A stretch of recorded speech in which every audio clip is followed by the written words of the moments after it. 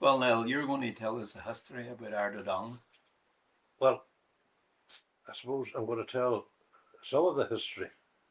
Well, most of it I know, most of it I've researched and wrote about for the Christmas Annual. And before I start with Ard O'Donnell, I'd like to kind of talk about my association, my family's association. My grandmother and grandfather lived in College Row, where the professors' houses were there. And Michael Mellett built a house in the site of where my grandfather lived and my grandmother. The grandfather was a workman on the college farm when they had one. And then my father and mother, when they got married, lived in Sentry Hill in a house that's, I think it's O'Donnell's up there now. It's just opposite the boys' school on the corner. But it was a very old house. Gerard Cullen lived in it after my mother and father.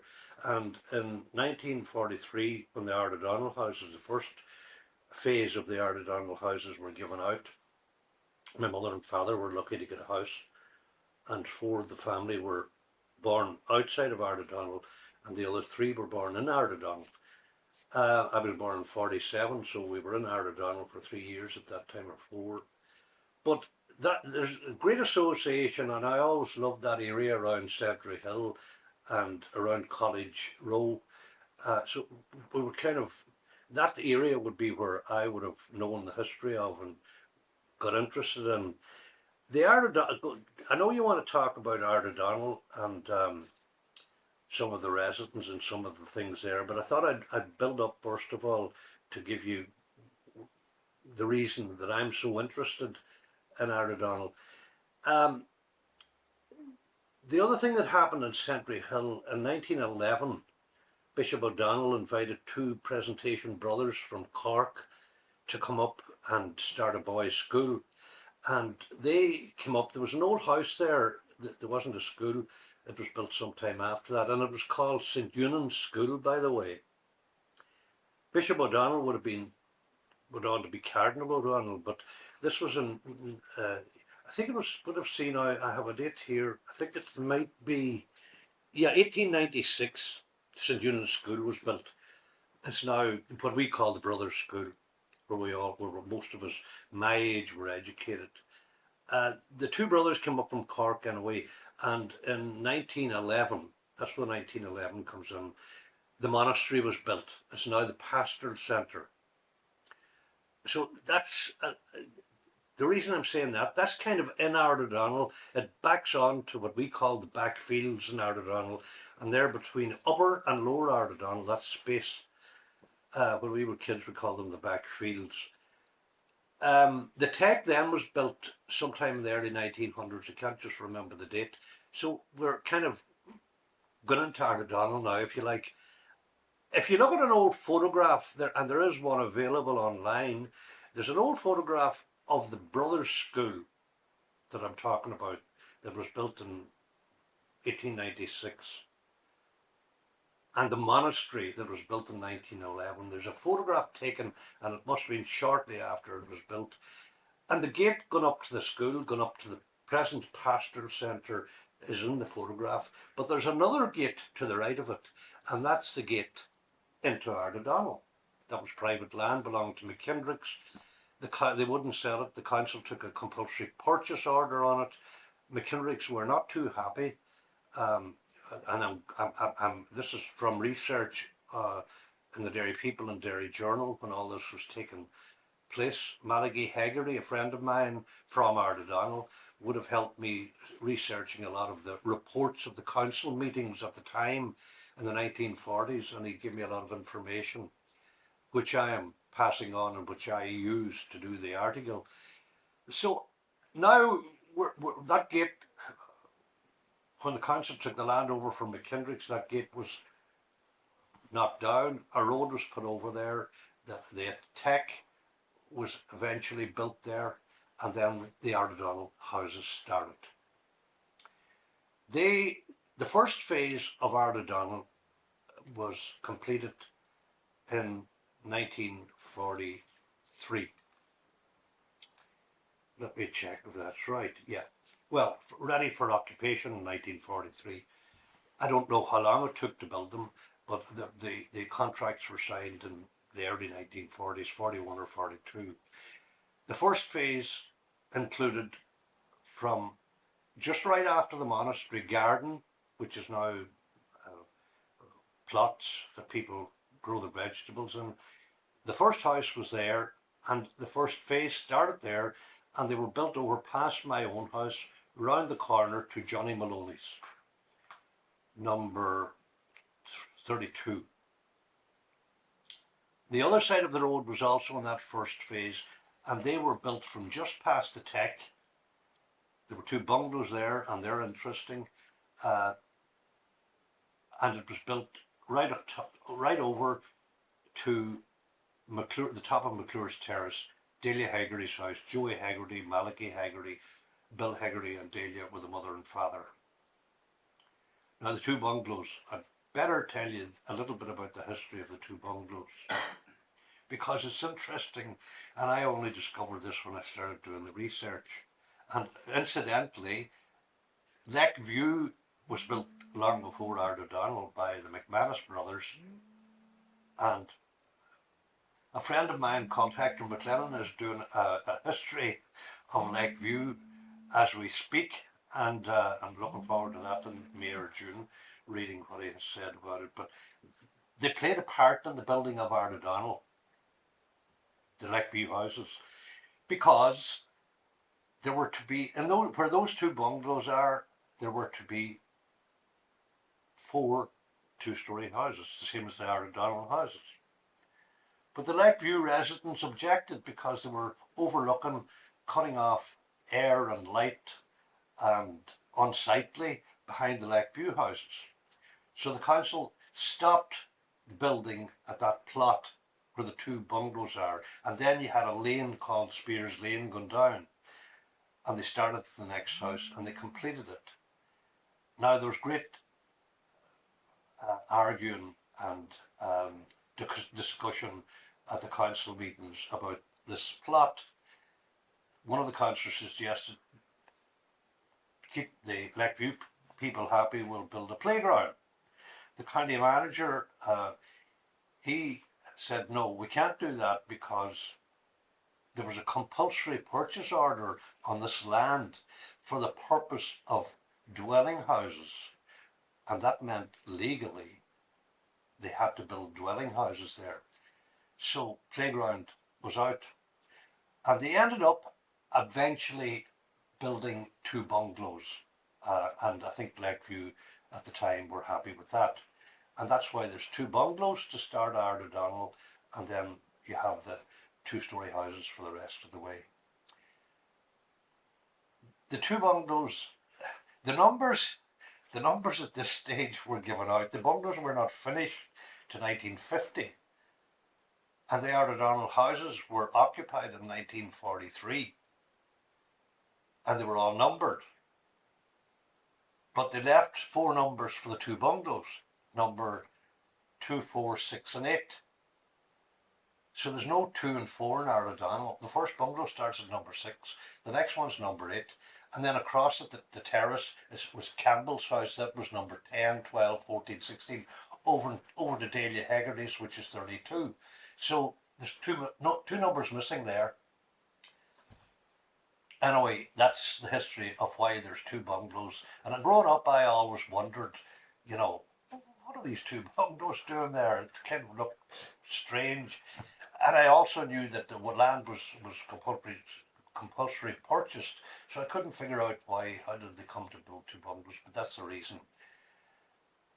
The second phase was finished, and that went from just past Maloney's in the corner, number 37, right up around the corner to Upper Ard O'Donnell.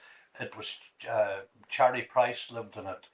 And there's a strange thing about that too. My grandmother actually lived in number 37. At this stage, her husband had died. My grandfather had died over in College Row. And she, of course, times that were in it, there was probably no pension. And she wouldn't have had much money. And her family, including my father, were out doing their own thing.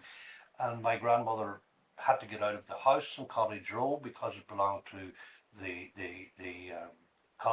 parochial. The bishop was a landlord, so she had to move and she got a house in Ard O'Donnell, number 37. And that was the start of the second phase. From there up around, just before the O'Donnell house, that unfortunately the tragedy in 1986 happened. Just before that was the second phase.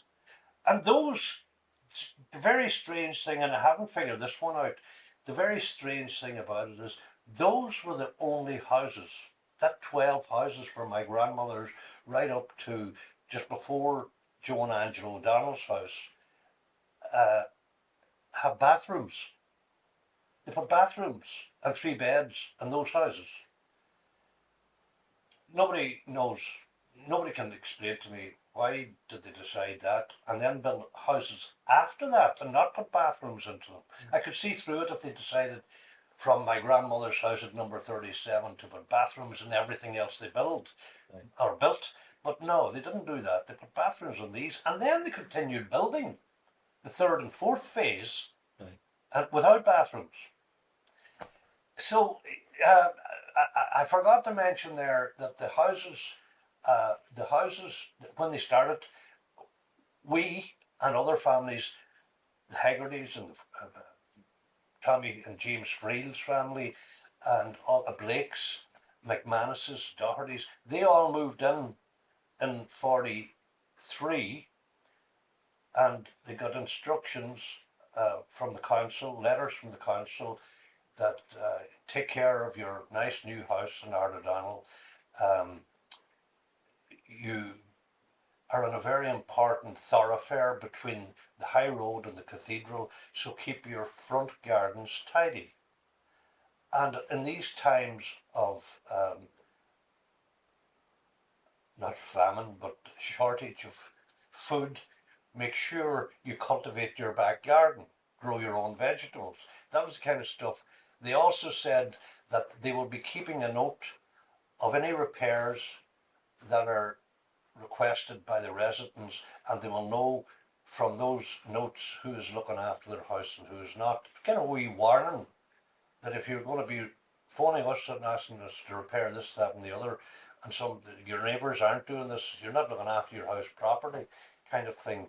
But they also said that the other thing was the houses cost £635 each to build. £635, and they were rented out at 5 shillings a week. That was the rent.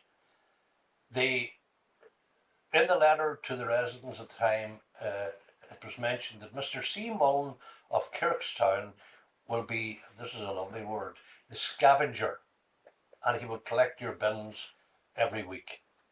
Any waste you have, put out the bin. They were supplied with the bin, and there was something. Oh yeah, Danny C. Mullen would be the road scavenger, and Danny Doherty of Dromore would be the house scavenger. Danny collected the bins, and it's funny, I remember Danny in a horse and cart collecting the bins. Couple of issues, a couple of interesting things about my research and about I've been lucky enough to talk to some of the people that lived there and have since passed away. One of them was Kathleen Fox, who would remember moving into our house. My own family, when I did the research, the older members of the family all died, and there was nobody to turn to. So I asked some of the older residents, and I started with Kathleen Fox, and she was a great help, but she told me a couple of interesting things about moving in, the excitement of moving in. You must remember, most of the residents were in very poor conditions, living in very poor conditions prior to moving into their new house, even though there's no bathrooms in the house. They were living in rooms down the street, that some of which were rat infested, and they were so glad to get up to this nice bright house in Ard O'Donnell. Kathleen Fox said that her father, the first thing he did was, he was Dan Fox, he was a butcher with Ewan's Butchers, and she remembers she was 12 years of age. She remembers her father going down to Christy Robinson's to buy a second-hand table, and she remembers clearly three other men carrying it up the Spears Lane. And the reason she remembers is because she sat up on top of the table and she says, I got to ride up the church, the Spears Lane, and these four men carrying me. But when they reached the door, they couldn't get the table in the door. And the poor old father, Dan Fox, didn't know what to do. So he had a good friend called Johnny Boyce, who was a carpenter. Now, I knew Johnny Boyce in his old age. He had a shop down the Port Road, but Johnny was also a bit of a builder and carpenter. So Johnny Boyce was a friend of Dan Fox's, and Johnny went up and he saw two of the legs off the table. And they were able to get it in, and when they had it inside and set up in the kitchen, Johnny was able to attach the two legs again. Interesting story. Yeah. Pat Doherty told me a great story. I was actually talking to him about my own sister, and I'll tell you that in a minute. My sister and a friend flitting us from Sentry Hill over, and Pat Doherty, I was saying how poor they were and how little they had. It wasn't hard to flit, mind you.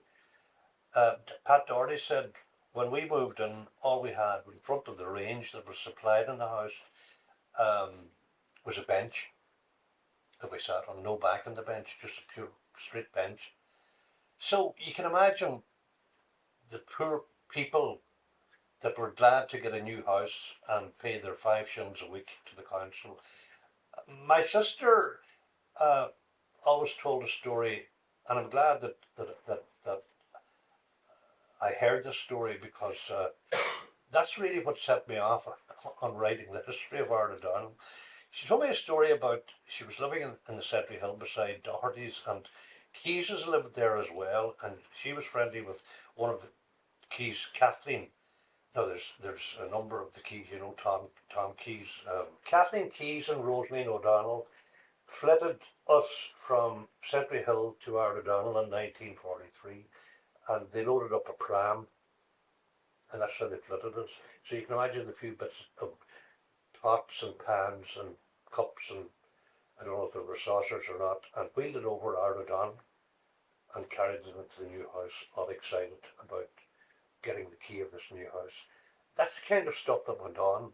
Like, you know, there was no furniture removal van pulling up to carry in 6-foot beds or dining room tables and dining room chairs. It was quite simple and quite, you know, poor. But I think that was a good thing in a way, because that's the way we grew up. We kind of grew up appreciating what we had, the bits and pieces we had. Of course, we grew up with great neighbours. I loved Ard O'Donnell. I loved growing up there. I had friends upper Ard. They were kind of, you know, the upper Ard O'Donnell versus the lower, the Burma Apaches fighting between each other. But I mean, you had the O'Donnells and Sharps and Monaghan's and Midlands and Mullins up in the upper Ard. So they were all great friends. It was a great place to live and a great place to grow up, and it was so innocent. And they always talk about, I have heard different people say my mother never took the key out of the door, and that's true. When I was a teenager coming back from a dance in the Fiesta or somewhere, the key would be in the door at 2 o'clock in the morning, and somebody mentioned to me that it was so safe that they could leave the key in the door, and I think there was so little to steal that nobody was going to break in anyway. So, you know, but it was a great place to live. The second phase, as I said, was from my grandmother's up to Charlie Price's, and then the third and fourth phase.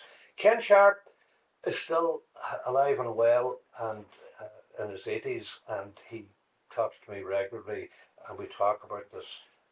He had a couple of interesting stories to tell from Upper Ard O'Donnell. He was one of those 12 houses that was built in the second phase, and when I was doing the article, I couldn't figure out what was built first, and he said that when he moved into his house in Ard O'Donnell, on the left-hand side going up, there were green fields across the road where Packy McGettigans and those Watsons, I don't know who's living there now, Josie Gallagher lives there. They were at green fields. So it was clear to me that, okay, this, Ken remembers moving in.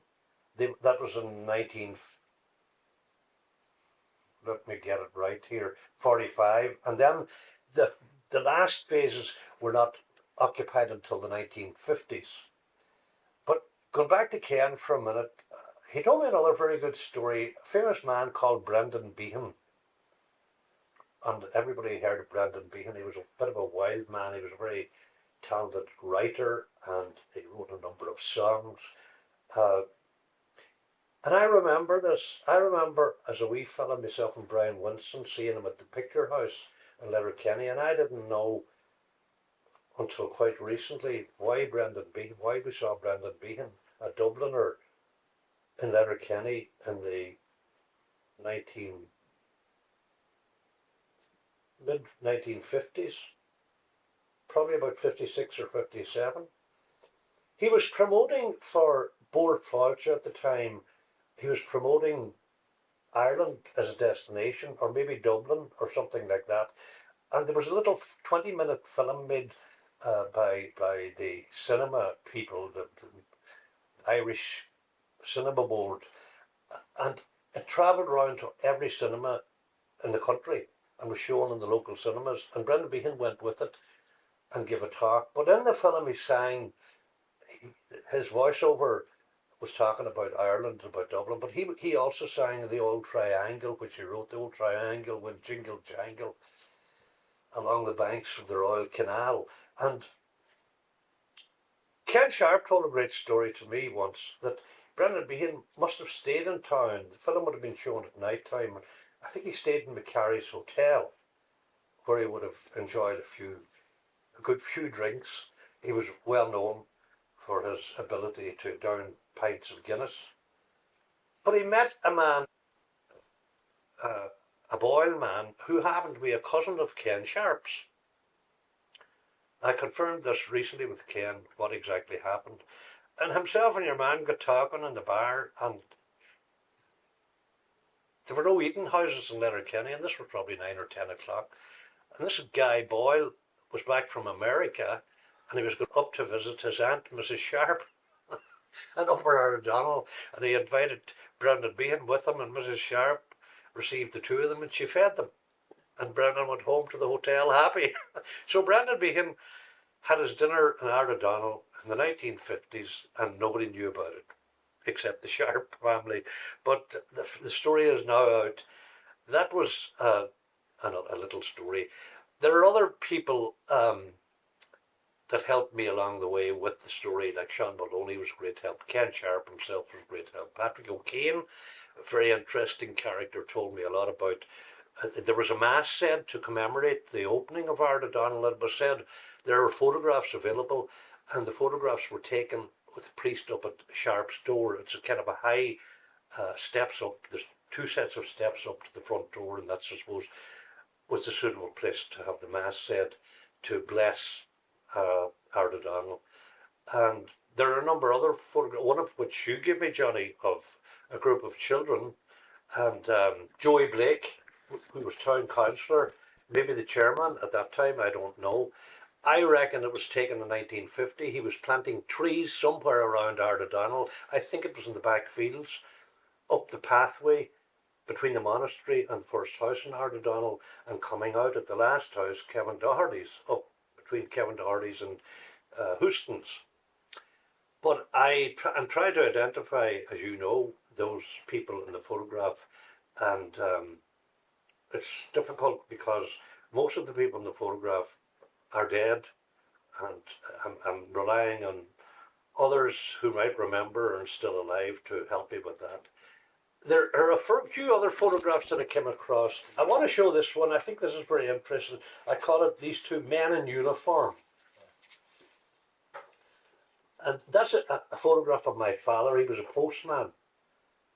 And it's very interesting if you look at it carefully, they had to wear their full uniform at that time. And that included the uniform, the hat, collar and tie. That's how the postmen were dressed in Letterkenny. The same thing can be said of another photograph of men in uniform. One was a bus driver, and one was this bus conductor of the Swilly bus going into Derry. Phil McBride's a tall man, the bus driver, and Hughie Sweeney from Lower Ard O'Donnell, that would be Michael Sweeney and Roger Sweeney and Frankie Sweeney. Their father, Hughie Sweeney, was a bus conductor. I remember those two men well, and I remember them on the bus. And they used to drive that bus into Derry through Manor, but before they did, they came up the street at 7 o'clock in the morning and they collected the bag of mail for Manor Post Office and put it on the bus.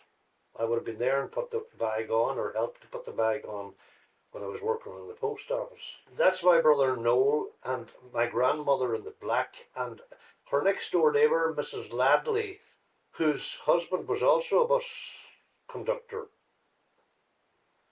And here's a crowd of Burma Apaches. Myself, Cal McCafferty. Hold on a second now, I need to have a closer look at this. Give the wrong names, I'd be shot. Yeah, Cal McCafferty standing at the back of that. And then there's myself, Hugo Rorty, Cara Maloney, and yeah, it's Isa McCafferty.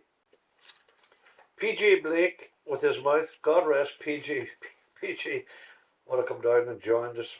I think that was on a day trip to Bundoran. None of us are sure where it was taken, but we had a box of model bakery pastries anyway. And Eugene Gallagher from Ard O'Donnell, myself, PG Blake, Eamon Maloney, Josie Gallagher and Cathal McCafferty are in that photograph, taken in the early 60s on a boys' club trip to Bundoran. Desi Kelly at the top left. Desi Kelly, Leo Kelly, no relation, from the Port Road. Alfie McCollum, I think he was from Rathmone. I don't know this fella here, can't remember his name. Oliver, sorry, that's Desi Kelly, yeah. Oliver Duffy from Ard O'Donnell. Billy Moore and Patrick Gillen from McClure's Terrace, below Ard O'Donnell. There were many families in Ard O'Donnell. When I talk about Ard O'Donnell, I include McMahon Villas, because if you look at the early records of this place being built, McMahon Villas was last to be built in 1950, but and it was to be all Ard O'Donnell. But we had a very, very good councillor in this town called Patsy O'Donnell, no relation of mine. But Patsy, the houses in McMahon Villas were a little bit superior. They were coming to the end of the contract now, the builders, and they were building them just that wee bit better and a little bit bigger, and probably with bathrooms. But Patsy was a councillor, and Patsy lived in one of those houses, but he thought because of the size of the houses and the difference in the houses that we couldn't call it Ard O'Donnell. I don't think it was for any other reason, so they called it McMahon Villas after Bishop Heber McMahon. Check the history up, I'm not going to go into it. Anyway, there were some families changed over and back, and there were about 12, 15 houses in McMahon Villas, and Patsy lived there. Now, Patsy was a very good councillor. Patsy was the first man in Letterkenny to suggest that we put a bridge over the Swilly, and that would have been at council meetings in the 1960s. Patsy's long dead, but there still hasn't been a stone placed on a bridge over the Swilly. The other thing that intrigues me about Ard O'Donnell and intrigues me about McNeedy Villas and Rossudi and across the road in Wolfstone Place. At the time, you must remember, in the 40s, there was a crowd of local businessmen who were councillors. Joey Blake, Patsy O'Donnell, a number of others that you just can't remember, and they changed from time to time during election time. They had no money in the kitty. I mean, 1940s, 1950s, just right after the war. They had no money. The councillors didn't have any money. They were depending, the council itself, Letterkenny Urban Council or the Donegal County Council, depended on probably rates from businesses and whatever little rates that were collected from the new council estate in Ard O'Donnell. And that would have been small. But somehow they were able to build 150 houses, rent them out to people badly in need of housing. As I said earlier, they were living, and some of them in rat-infested conditions, cold, drafty conditions, old houses that were no better than sheds or barns, and they get into their new house in Ard O'Donnell. How did they do it? They have millions in the coffers today, and we're short of housing. I can't understand that mesmerises me, that in the 1940s a local council with no money, could decide to buy this land by compulsory purchase order and build all these houses to house people. And they did the same thing later on. Later councillors did the same thing in Rossooty, and then they did it later on in Wolfstone Place, and they did a continuation in McNeedy Villas. Why can't they do that today? Nobody can answer that question for me. I scratch my head and I say, what is wrong? Why can't they build the same type of house? Because the people at the time, as I said earlier, were delighted to get their new house and delighted with the facilities. When I was growing up, later years when I was working on the post office, it was always a joy to see women.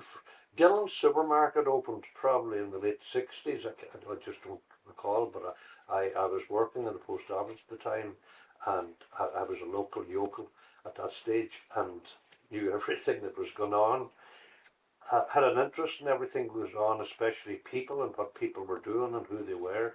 But I used to take great joy coming up the street and meeting the women from Ard O'Donnell go down to Dillon's with their bags, and from other parts of the town, the old town. Remember, and these same people would have come into me, and I would have paid them their pensions at the post office counter. And it's funny how things stick in your head. I remember Bida Collins coming in to get the children's allowance. I remember Mrs. Blake, Molly Blake from Ard O'Donnell, Mickey Blake's wife, Molly, coming down the town nearly every morning, getting her paper and bars and going over to the post office and doing the business, posting her letter or getting her whatever pension, and going down to Dillon's and doing her shopping and walking up the street, up McClure's Terrace. Mrs. Williams, the county manager's wife, I remember her walking down. Mrs. Sharp, Ken's mother. All these people, Mrs. Mulrennan from the old town. I remember all those people coming in, and Dillon's was huge when it came into this town. Probably the first supermarket, decent shop. They have closed down a lot of small shops, and that's just a pity, but Dillon's had everything. And the people from Ard O'Donnell and from all the other, and from your own area, Ballymacool, I'm sure the Divers and the McCollums and whoever else, the Dalys from the back road, they were all up, and they all congregated because Dillon's was there just below the post office, and it was also handy, and they were nice people. It was a great town to grow up in at that time. I'm not going to talk about the future. Niall, thanks very much Thanks, for John. a great interview about Ard O'Donnell. That is very interesting. Thanks very much. Yeah, Not at I all. enjoyed it. Yeah. Thank you, Niall. Anytime. I'm calling in here to number 1 Plunkett O'Boyle Tce to get a story of Paddy Doherty and Marian Doherty.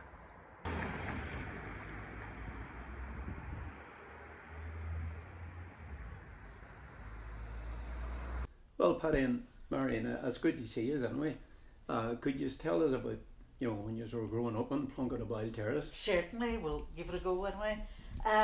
Well, we'll start with foot of the road. Coyle shop down the corner here. Bida and May and Mrs. Coyle, they run the shop there for years, and they lived above the shop. Then in later years, the second building up there, it was a store, and they made it into a 2-storey house. So Bida and May lived there for years. So next door then we have the small house here, that was Seamus DeFeach's. And he built that in the back garden of Barney Sweeney's house, isn't that right? That's Barney right, at the that's foot of the right. town, yeah.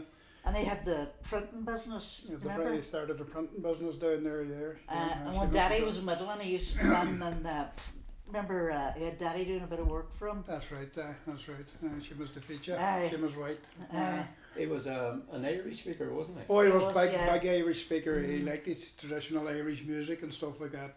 But I used to come in here and talk to Daddy and Mammy times. I remember him coming in.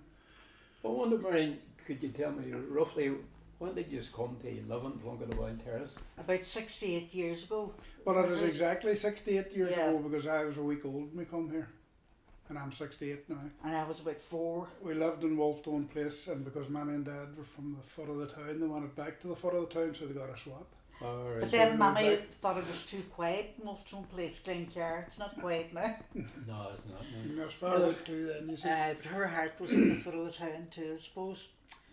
So anyway, we're here, as I say. There was a man now, I used to hear Mammy saying, there was a man the name of Murta lived here before us. That's right, eh? Because she said he used to stand down the road and he would shout up, "That's my home up there." You know? So then we'll go now to number 2, Peoples's, Sam and Sam and Margaret Mrs. Peoples. Margaret Peoples, Mrs. Peoples, as we used to know her as Sam Peoples. I Uh, remember him and- well. He used to have a cap on him. And They had a good family there, Madeline, you know Madeline Carroll. Madeline married Joe Caird. God That's rest him. right. that's right. And then there was Kathleen Boyce and Patrick, he moved to Scotland. And Vera, she's in Dublin. So they were there for years. And then we had John Brown, number 3. Shoemaker. Aye. Shoemaker, that's right. I And do you remember Joe Kelly? Wee Joe? Wee man in the bike, eh? Oh, he was brilliant wee man, a wee lovely wee man. Used to come round the gateway all the time on the bike, and he used to work for some farmers up Glencar, you know. But he would cycle away down the road, but he wouldn't cycle now, Oh, you know. So then you went on to number 4, and that was McDade's, Johnny McDade, and Brady.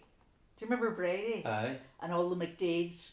Now, I think a lot of Brady's brothers went to Scotland, but then Brady got married and her family lived there as well for a while.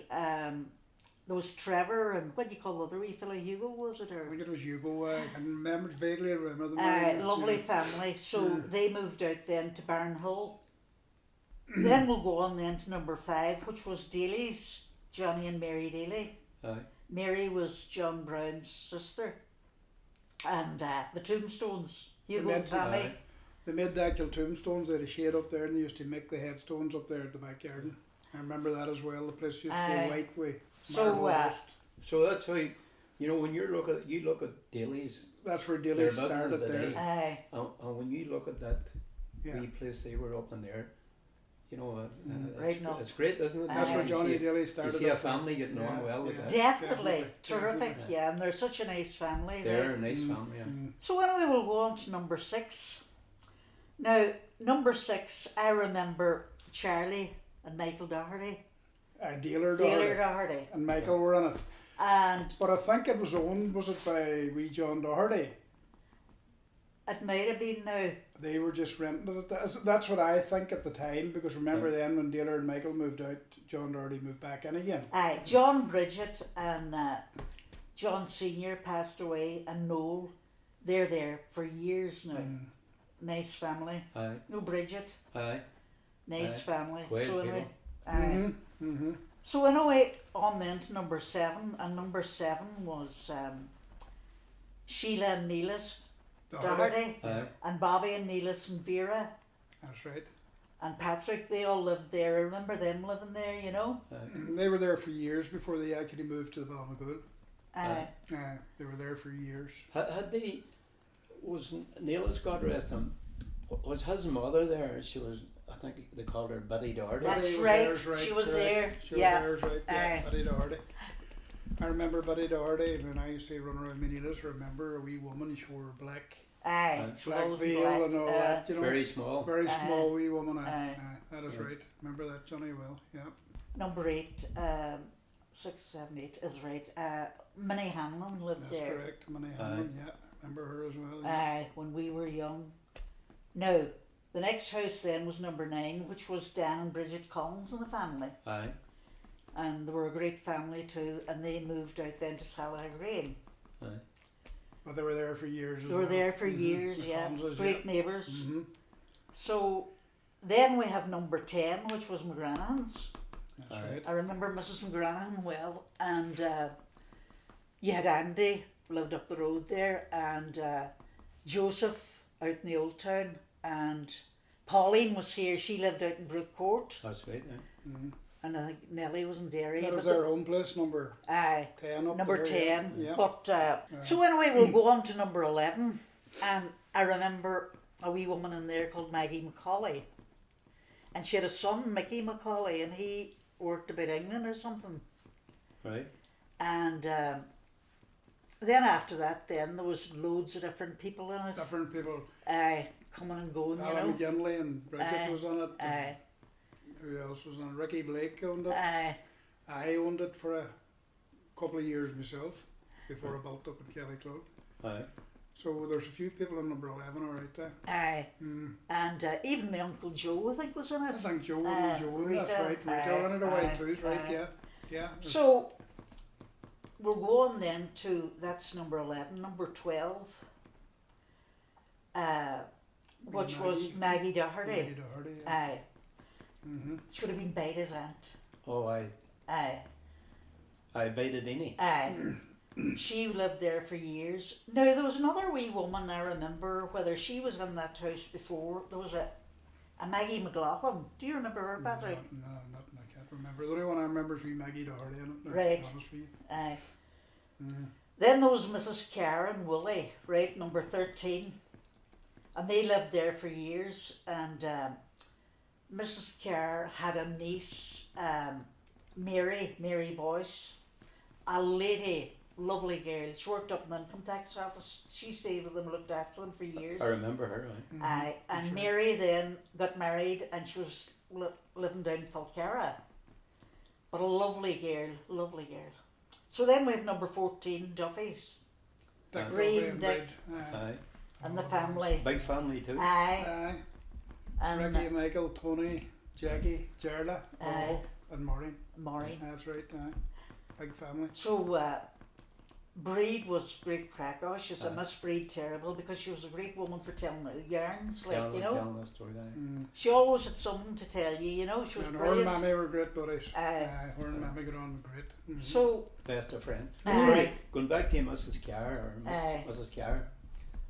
What I remember her, she had pigs out the back of the That's She did. right, that's You're right. Johnny. She had pigs, that is right. I forgot about that. But she Aye. had pigs. house. Aye. And how I remember that was Jimmy Sweeney had a brother and had pigs out in Ballymacool, but their gardens went away up the back of the houses. Like you could even see them from your house here, Aye. Ballymacool garden. oh sure, I That's know right, them. I Aye. remember them It well. was aye. strange how they built the houses on the main road and main street, like. But Aye. the gardens were away up Oh, the back. terrible. Aye, But me and Jimmy, we used to gather brack for his brother Patrick, aye, and we had to get out to certain places before the person was down on the brack for Mrs. Carr. aye. But we were only, what, 9, 10 or something.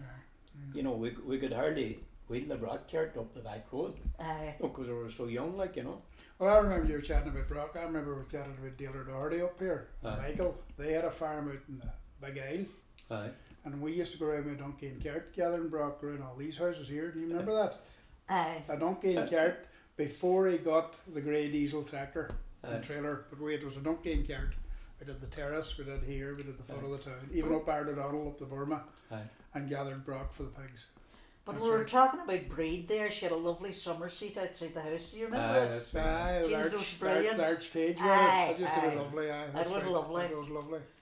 And then I must mention Breed's sister Annette Aye. Kelly. Poor Aye. Annette only died there last year. Annette was lovely. A very nice person, Aye. Annette. Aye. Very quiet. Aye, very Yeah. nice girl. Aye. Across the road from us here, it is now the architect's office. Years ago, it was the P&T, and I remember waking up in the morning, and all the men would be out there, you know, waiting to get into their work. And I remember, Orange P&T lorries, Aye. remember that? Aye.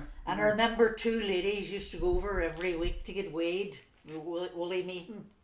It's some sort of a big scale over there in the Aye. store. And what did you And, call the wee man used to come over at 3 o'clock here? Coyle. Coyle. From the head of town. If there's a race on, he had a horseback. Tony Coyle. Tony Coyle. The jewellers. That's Aye. right. Tony used to come over. He used to wear a big back gingham coat. He was a store man over there, and he'd come over here. I remember maybe at 3 o'clock and knock. And Mammy let him in to watch a match or a horse race. Aye. He'd have a race at 3 o'clock, and he'd sit and he'd watch the race and go back over to his work when the race was over. Aye, we Tony Coyle. That's right. That was a good one, wasn't it? Aye. Oh, that was a great wee man. Then the corner house there's Daly's. You know, Ita and Peter are living there now. Aye. A big family, like, but that's their home place. That was Columba. Columba, aye. And Columba. what is the Madeline. Madeline, Columba and Madeline? Aye. So then you had Bernadette's father, Charlie Doherty. Aye. And there was Bernadette, Mina and Jean. And Bernadette was a great, she was here all the time. you know, Bernadette she was was, never left this house. She was Aye, always on here with aye. Mammy, great friend of Mammy's. aye. So first house there was Carberry's. Neely and Mrs. Carberry, and they had a big family as well. His Aye. Mammy was very great with them, you know, she was very great with Kathleen. She lived in Killybegs, Yeah, Kathleen Kathleen, I years think ago. Kathleen may have passed away in the She last did pass away, year aye. or two as And well. then there was Mary Wilkie up Ard Mhm. O'Donnell, she was Aye. a daughter. Mm. There was a big family of them now, but as I say, Mammy would have knew them all very well. Mammy was born and reared in the terrace. She would have known. So anyway, next door Sorry, then, Neely. Neely, Neely, I think he was a war veteran. right. Could have been. Could have Was been. he a Johnny, brother of Connell Carberry's? Remember I Connell? think he was, Aye. Connell had the shoes as well. Aye. Had the shoes, the cobbler. Aye. So anyway, next door then was my mother's, my granny's, and Wally Keln. Willie and Hannah. Hannah. And Wally used to. Funny things you remember is my grandfather, Willie Keln, but he was a war veteran. He, Right. because remember there was photographs and went to the Sellings family, got them in Scotland, Aye. of him and his, I think he was in the British Army at the time. I remember a story Beta told me years ago. Beta's mother had a stroke, right? And she was sitting down there in the sitting room, and my grandfather was being buried that day, and the funeral came down the road. And Beta says the mother started, tick, tick, tick, tick, she ran in to see what was wrong with her. My grandfather had an identical twin, and he was walking behind the hearse. Go on. And Beta's mother was able to, even though she had sitting, you know, she had a stroke. I remember Beta telling me that as That's well. right, he had a twin brother, and they say they were the image of one another. They're identical twins. Well, Was we were James, young. James Kellan up there. Aye, The man who wasn't aware, was that his father? correct. Aye. Wally Keln. Yeah. Wally Kellan. Wally Kellan. God rest him. I think they were originally, them Kellans were originally Manor, weren't they? No, St Johnson. Or St Patrick. Johnson. Aye. St Johnson. Aye. Yeah. Because there was. He married Hannah, my grandmother, and she was Hannah Daly. She was Well, one of the she was- Dalys. I remember her now. I don't remember the husband, but I remember her, and she was a lovely wee woman. Yeah, And when you she met was a her- woman. The crack was always good with her. She had great stories about the town too. You're a film star, mister. I remember that. Any Aye. man you're talking to, you're a film star. So anyway, next to my granny's then there was McGroarty's, Rosie Rosie. and Jimmy McGroarty. And remember Albert lived That's there. Albert now. Poor Albert's God gone rest too. Albert now. So then the next house then was Vaughan's. Aye. Frank and Mary Vaughan, Aye. and Frankie and PG and And Geraldine, Geraldine. all gone. Too. All gone, God rest them. All young people gone. Aye. That's right. And then the next house then was Toner's. Toners. Jim Toner and the wife, and there was Anne and Malachi and Martin. Martin, that's right. Toners. Jim was an insurance man. That's wasn't right. Insurance man is right. And I think they moved back to Dublin, didn't they? he? He They moved did. on. So that was Toner's anyway, and then the next house then was Barney and me and the family, and Barney's mother. Remember her? She lived there as well Aye. for years before they moved up the road. So then you go across the gateway. Then the next one's McGlinchey's. Big family too. Big family, very good, nice family. And they're still there, like, I mean, they're there Aye. a long, long time, and Seamus is still there. Seamus is the You know, only one in the home place now. I remember John McGlinchey and his wife Annie. I do Aye. remember them well, aye. A nice quiet couple. They were indeed, Aye. aye. John McGlinchey done a bit of cycling, remember going up and down his bike there. Aye. That's right. So then you had Josie and Julia in the family, Hamlin, Hanlon. aye. Aye. And Michael, Sean, they're Aye. still about here. Seamus is in Ballymacool. Seamus living in Ballymacool, and Josie's back home out of England. Oh, is Josie's that back right? home is right. Well, I thought, Sean and Michael are still in England, I think. They're still in England. Yeah. Margaret's here in the town, and Margaret, Mary's married to yeah, Ewan out yeah. there, and Anne then's Aye. married to Jim Rogers. Mary, nice woman too. All lovely woman, Aye. nice family. So then, next door to that, then you had Biddy Hanlon. Do you remember Biddy? I remember. Buddy, Aye. Buddy and Marie was it? Marie Cullen. Aye. What I remember about Buddy Hannah was Buddy liked her snuff. Aye, that's She right. used to call us over, go down to Rollston's and get me a wee tin of snuff. Aye. I remember they used to put the snuff back with them days. That's what I remember about The Buddy wee Hannah. snuff, aye. The snuff. There were a lot of people took a snuff them days. There was back then, there was surely, aye. And the next house then was Doherty's. Remember Charlie and Hugo, the late Hugo, and Anne. Oh, yeah, that's Aye. right. And Anne Doherty, Anne Aye. married Tony Ramsey there. Aye. Aye. And Charlie's about Milford, I think. Aye. And Hugo just passed away last year with Hugo. And Mary lives out, Mary Aye. McDonald lives out in the Ballymacool woods. That's right, aye. So then you had Arthur's, Sammy and Kathleen. Aye. Anthony and And Kenny's mother and Anthony, father, Kenny yeah. and Louise. Louise is right. Were there for family. years. Yeah, that's right. Then the last house then I remember, this would have been a brother of Dealer's, Joe Doherty. Big and Joe Doherty. Maggie's sister. Oh, aye. That's right. He was a big tall man. Big Big tall thin man, He was aye. very tall. Big Ken. Joe Aye. Doherty used to be called. Aye. I remember walking down the far side of the I road. remember him with the cap. Aye, with Aye. the cap was right. Aye. Aye. And the sister was Meg, she was smallish. Meg, wee small one, Aye. Meg Doherty. Aye. Yeah, that's right. So across the road then you started with McCarry's.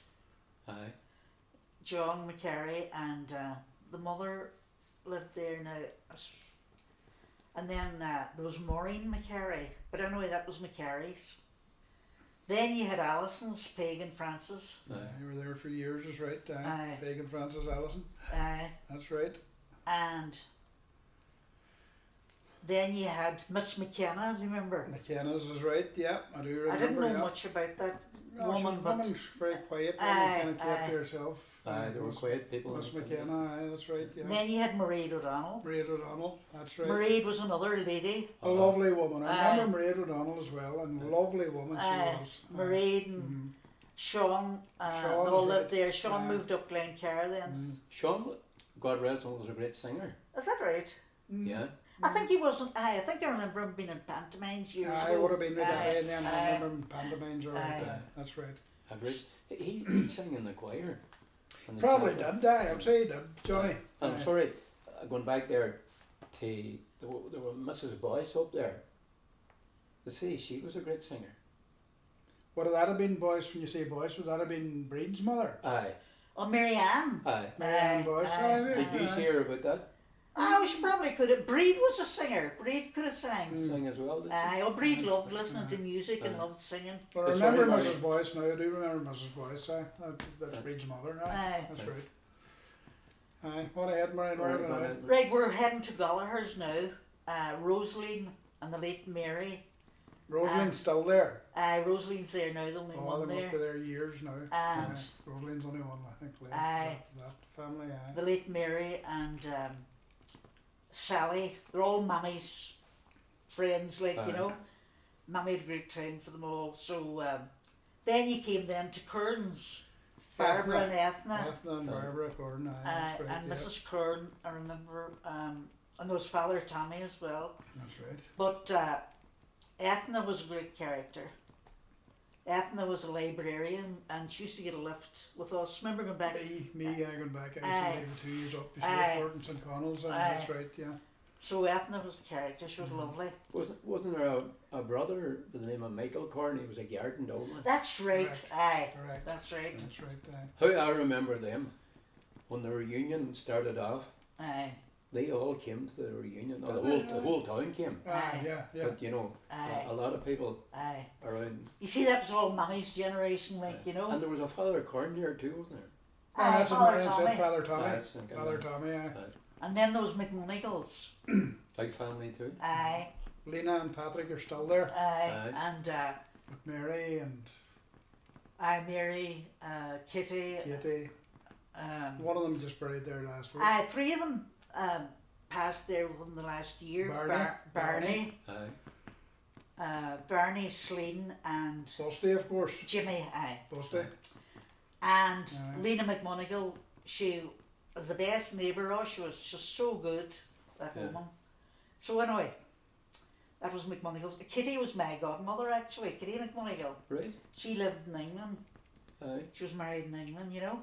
So anyway, that was McMonigal's. On now to the first house there was Rosaline Goller's aunt, Daniel and Rosie Harkin. Do you remember them? Vaguely, Marian. Because- Vaguely, Because I remember Rosie and them chatting about Auntie Rosie, you know. Aye. So that was Daniel and Rosie Harkin. You were saying, what were your memories of about? Did you do any sleighing from the top of the back road? Oh Lord, I Down to the remember foundry watching wall. them. Did we what? We used Aye. to leave here to go to school in the morning, Johnny, wear wee leather school bags in our backs. And everybody met up there, and you got up to the top of the brae, and you put the bag down, and you sat in it, and you landed up at the foundry wall again.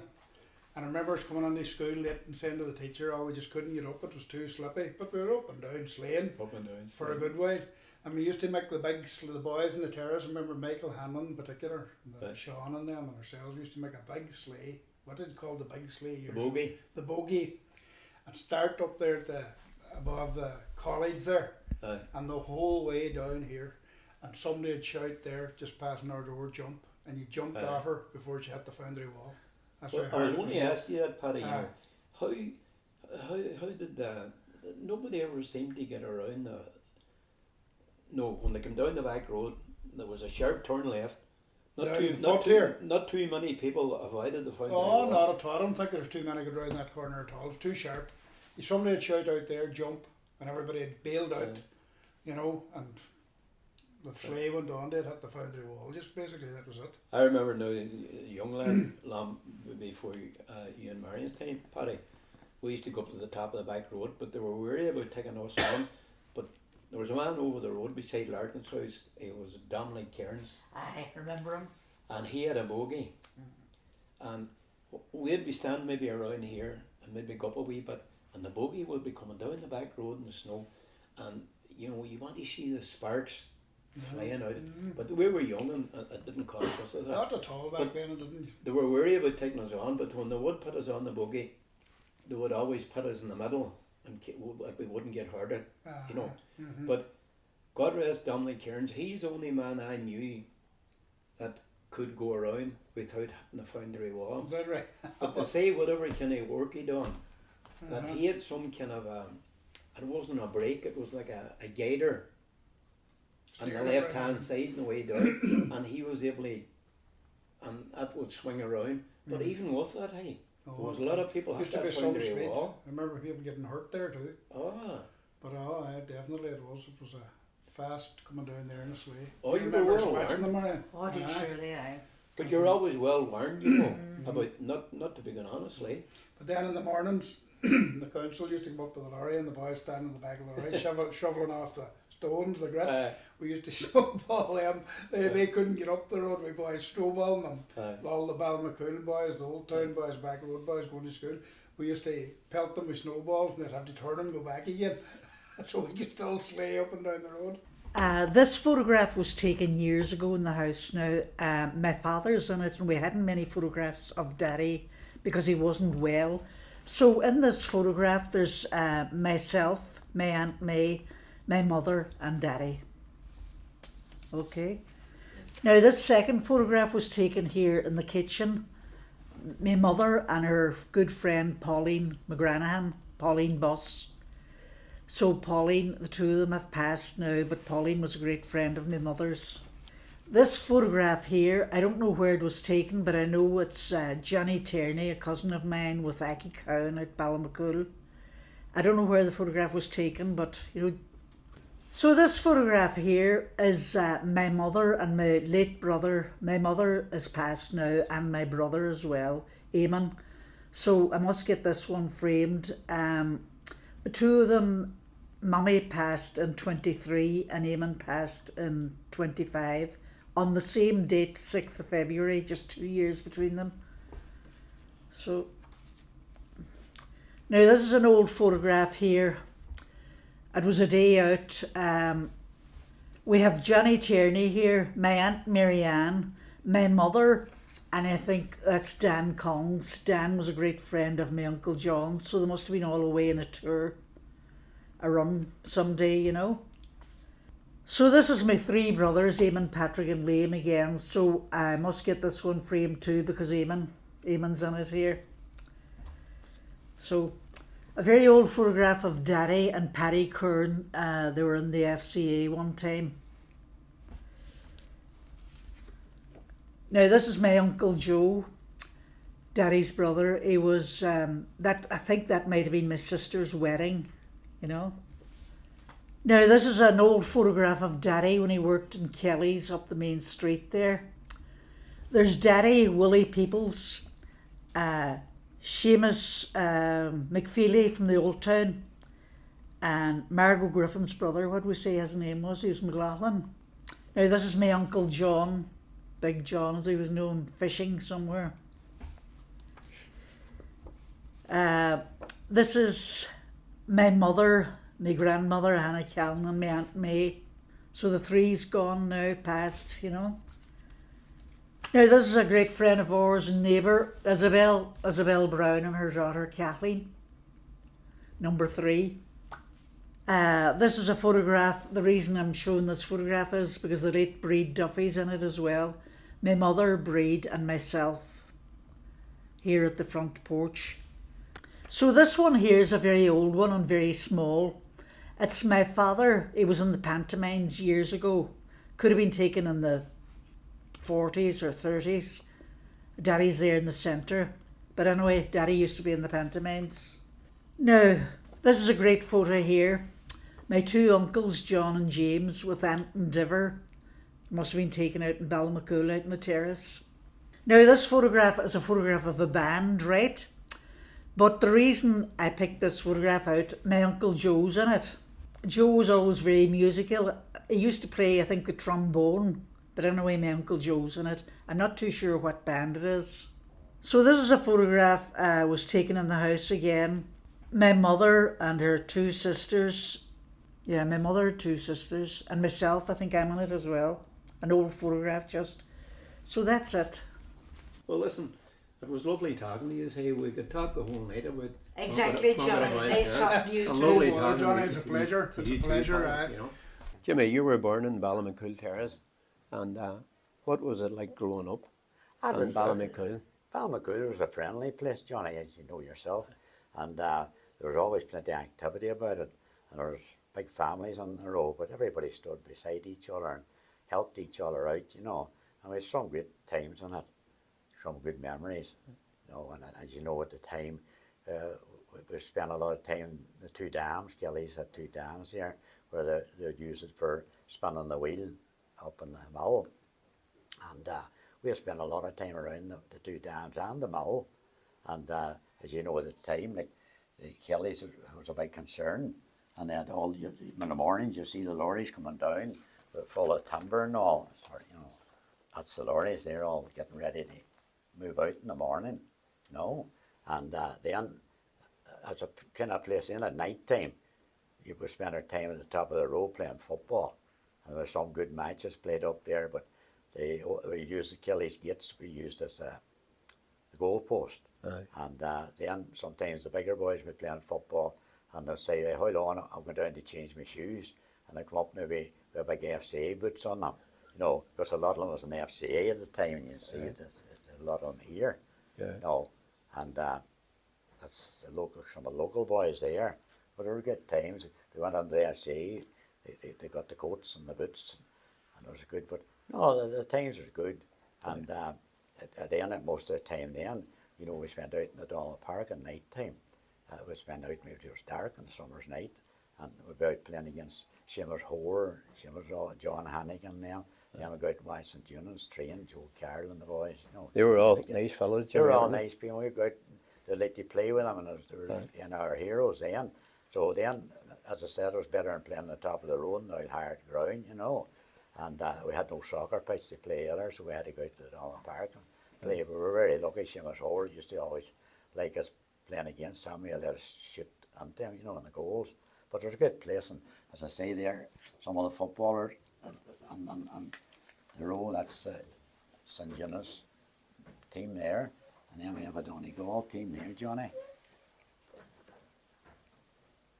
And they, what he couldn't, sorry, then we had that, I think that's one of the opening of the Ballymacool, I think that game was against Armagh. That was opening down Park. I think it was against Armagh, that match. And then, as you say, at that time, there were a lot of the Ballymacool boys, they had a lot of good players on a row also.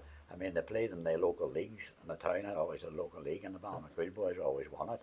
And like most of them would say, like, from the foot of the town and the Ballymacool and the back road, you know. That was a street leagues, wasn't it? Street league, yeah. But like, they were good. And then again, Johnny, whatever about them, they were good at football and they were good at hurling. They had a couple of good hurling teams, like, you know, and they won championships at the time.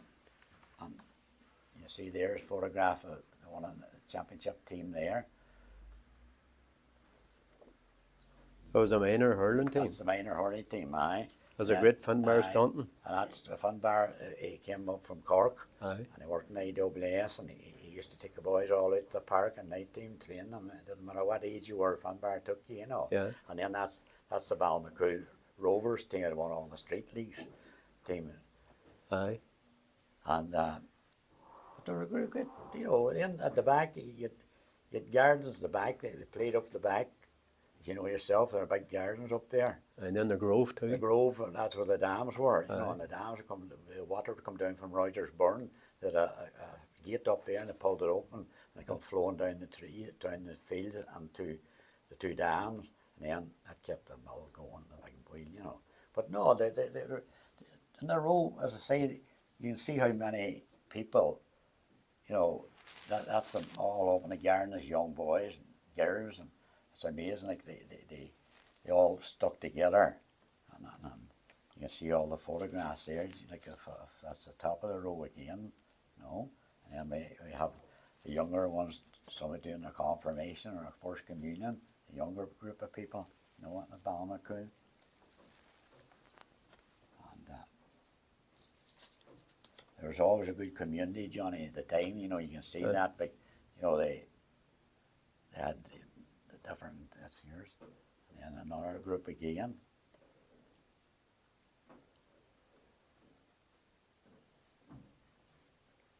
And this is local photographs again, like, I think there's one there of Patrick Sweeney and Tom James, who Tom passed away a few days ago. Aye. And now taken up in Killybegs.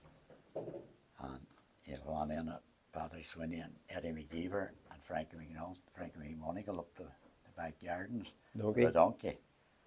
And they had the one taking the top of the row again, with Jim Price, myself and John Dollar, Tony Dermot, God rest him, passed away a few days ago, and Cal Differ. Aye. No, sorry to give that, Johnny.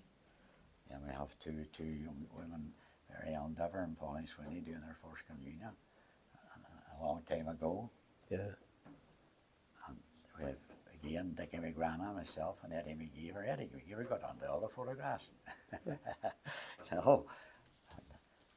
So Was that the confirmation? that's gone. I think we've been, and then, as I say, that's another one taken in 1949 on the terrace also. Aye. You know, and it's sad when you look at so many of them gone now, you know. Yeah. But they're a great place at the end of the day. But you see there another, that's a different group, but Seamus Differ and them is in that one. And I think maybe the first communion again. So that's all. That's the terrace. That's the people lived on the terrace, and as I say, somebody took a lot of photographs in it, you know. But it's nice to have them, you know. Yeah, nice photograph. And then Johnny Differ, myself. Johnny's passed away too. Good friend of ours. When Johnny got arrested. Aye. And then you have a group of the boys here down in Milford going to a football match. And you'll probably know them all on it too, Johnny. That was a great photograph. Aye. No. But like, whatever about the row, you know, there are good memories and there are history in it. It was built in 1912. I was going to ask And I you think the that, land was given by Boyd to build the Aye. houses. And Johnny Boyce, the Port Road, I think he worked on as a carpenter on them houses. Aye. And Johnny had the shop beside the old cinema. Aye. And then at the start, we used to, you know, when you're young, you see these old men standing at the door and you didn't realise what they went through. It's only now you realise all this. Say, like the First World War, Wally Birney was number 25. Wally was in the war for 4 years. Aye. And then next door, you had John Doherty's father, John James and Joe, Paddy. At 1914 to 14 war, 1918. their father and an Aye. uncle who died in the war. Aye. So then, in 23, number 23, which is Anton Diverney's wife.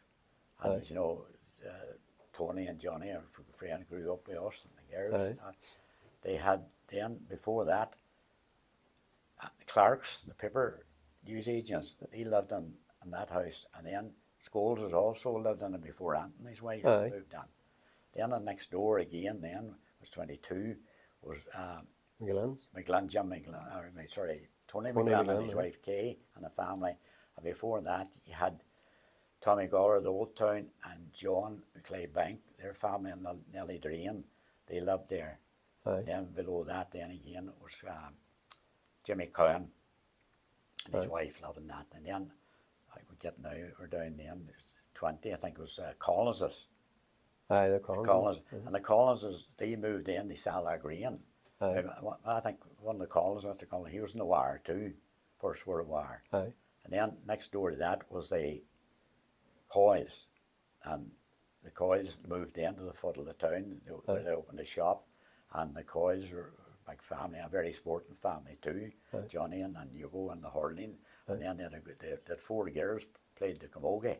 Aye. You know, and as you say, I think they most of them and they were very good camogie players, you know. Aye. And Was that Beta played the that's camogie? Beta, aye. But the four sisters all played, played? yeah. Mary Ellen and them all. And then you can see that's them going to, I think, a hurling match, maybe in Antrim, or a camogie match in Antrim. That's a long time ago. Aye, and then, as I say, they had Father Mark, or a friend of ours, you know, done the reunion for us. Aye. You know, it was very popular. Father Mark done the first reunion. First reunion, aye. 91. 91, he A did. lovely aye. man. Aye. But yeah, he was a very popular man on the Ballymacool. He always never forgot Ballymacool. Uh-huh. And then, we're going down then below that, was, number 18 was my grandaunt's. Aye. And there were 7 boys and 3 girls in that. You know, and they were very good footballers. My grandaunt's, you know, John and Jimmy was a good footballer, and Dickie and all. You know. They're all anti-sport. They were all into sport, you know. And then, going back that, next door was Kearns. There was 4 women lived in there. That'd be Wally Sweeney's mother. Madge and Wally. One of the Kearns, Madge and Wally, yeah. And below that then would be, I think, the 18, Wards. 70, Murray's.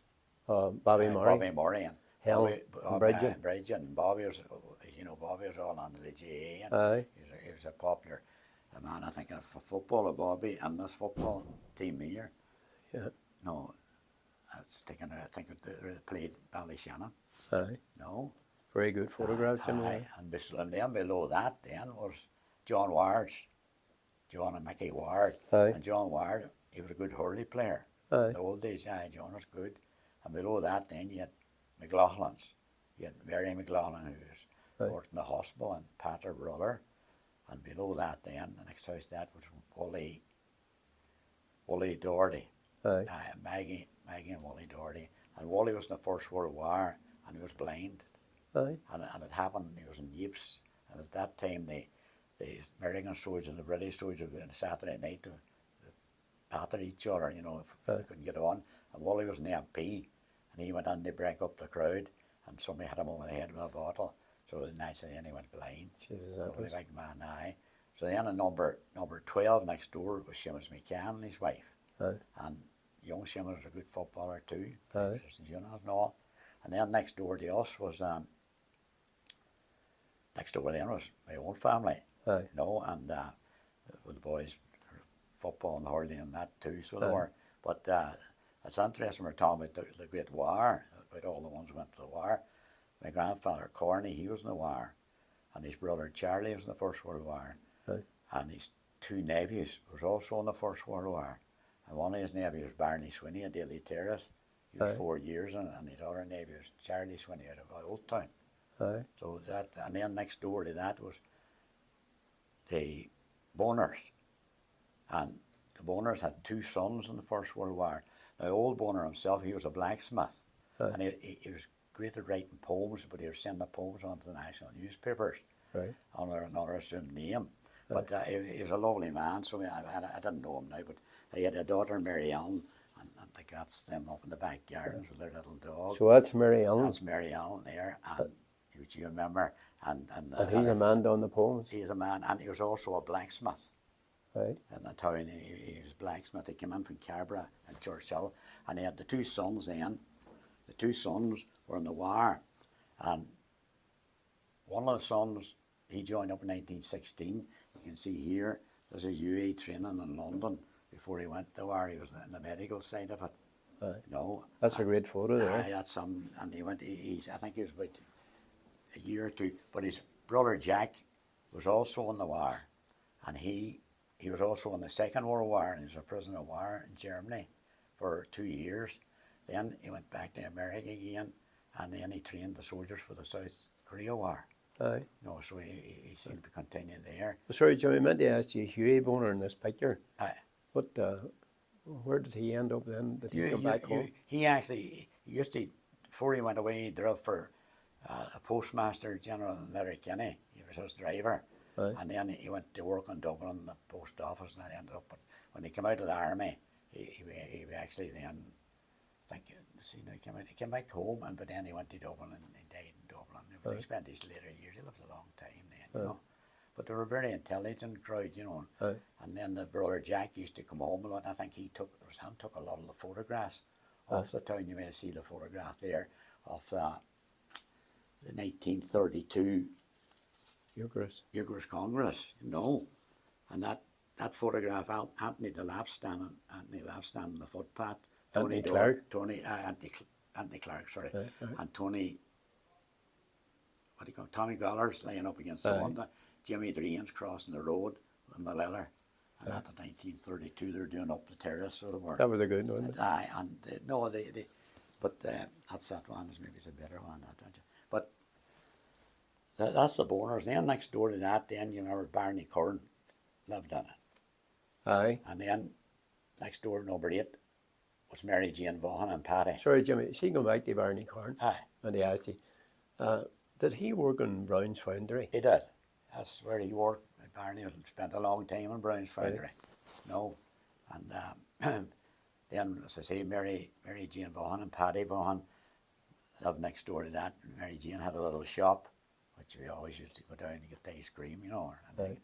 And Mary Jane was a good person. You know, she was a person like you had Nurse Harkin over the road. Aye. But Nurse Harkin went to more maternity. Aye. But if anybody had a bad injury in the knee or foot, any bleeding, send for Mary Jane. I don't know, maybe better she always came up, put the bandages on. You know, so it's very good for that. Good neighbour, Jimmy. Good neighbours, so anybody. But they were all good neighbours. They were, aye, and you know, and up the road, Big Maggie, we call her Maggie, she come down with iodine, and the iodine was poured on the cut, like, you know, and maybe 2 or 3, maybe 6 hold you down, you know. And that was the type in them days, I think, because apparently when Dr. McDade or Dr. McGinley would come, maybe half an hour later because he was up in the hospital theatre or something, and they come down, they walk on, they say, well, I see you sent for Mary Jane before me, you know. And you know, the people were embarrassed, if they do this, he knew how to wind them up, you know. And of course, Mary Jane was always called upon first. But then next door, then you had the Crearns. And I remember Sadie worked in the hosiery factory, and then the Vaughans, 2 of the Vaughan girls worked in the hosiery factory, and I think that's a photograph of them on a day out there. You can actually spirit us on that photograph. And the hosiery factory, you know, is up the high road, Johnny. Aye, and a lot of them worked in it, and I don't think of a lot of work, you know. I just hope about the credit. That's right, aye. And then a lot of them on the girls in the row worked in Oatfield.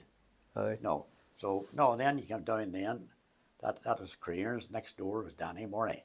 Aye. Like we always call him Big Danny. Big Danny spent 4 years in the Great War too. Aye. You know, and again, it's years later we realised he was a big man, but he was in the wire too. And then you had, next to that, then you had Doherty's. Daly, Union, May, fellas, young Huey who died out in the Far East, during the United Nations. That's right. He's a Lost his peacekeeper. life there, and also Union also served in the Congo as a United Nations soldier too. You know, so there's a lot of interest there. Union was out there. And then next door to that, then you had McGeever's. Eddie McGeever worked in the ESB and his wife's Kay. So next door, then after that, funny, this is all the neighbourhood now, some of the things that taken. But I was showing you about getting the First World War, Johnny. That was a photograph there taken in 1916 on Christmas Day at the Somme. And the Victoria Cross man's in that. So he's there too. BC, aye. And then two Gibbon brothers, I think, out from Bunnygeet and it. So that was 1916. So it shows you how many in the town. That's only a couple we're talking about. There's so many in the town and so many Wire, and so many didn't come back. You know. And that's one there of Charlie Sweeney. I was talking from the Old Town. He's where he shot in Aram. And he also served in the Boer War before the First World War. So he was an active man, you know. And then next door to that, then you had the drains. Number 2. And you had Charlie, and I believe there were 2 drains in the First World War. And one of them was shot, he died in it, you know. And then, but we couldn't understand, he was the Dublin Rifles. We couldn't understand why he was the Dublin Rifles, but we found out then that the Dublin Rifles used to come down to the county and recruit people. But then there are a few of the people went to the war, they had no choice, they were thrown in the lorry. Wally Doherty, he was going down the road and the lorry pulled up, picked him into the lorry and away. So that was But I think he came back after a few years. That's Wally came back blind then. This is Wally Doherty, who was in the First World War, and he was a military policeman. When he went in to settle a fight, he was hit over the head with a bottle and eventually went blind. And that's him now up in Knock, 1956. And his wife Maggie and Mary Sweeney, my mother, Mrs. Crumley's the foot of the town, and June McGlynn by Ard O'Donnell. This is an old photograph taken out of the port many years ago. You can see Charlie Kelly's lorry there, and a lot of ones from the town who go out there and the boat maybe come in. And that's Callan Keys, Century Hill. I went to America then. Another member of the old town family. And this is the boys putting up the buntings for the Letterkenny reunion. You can see there Johnny Joe up in the Lettery herself, and Tony Dever, myself, Johnny, I think Busty's there, and it was a summer evening and they were getting ready for the big occasion of the Letterkenny reunion.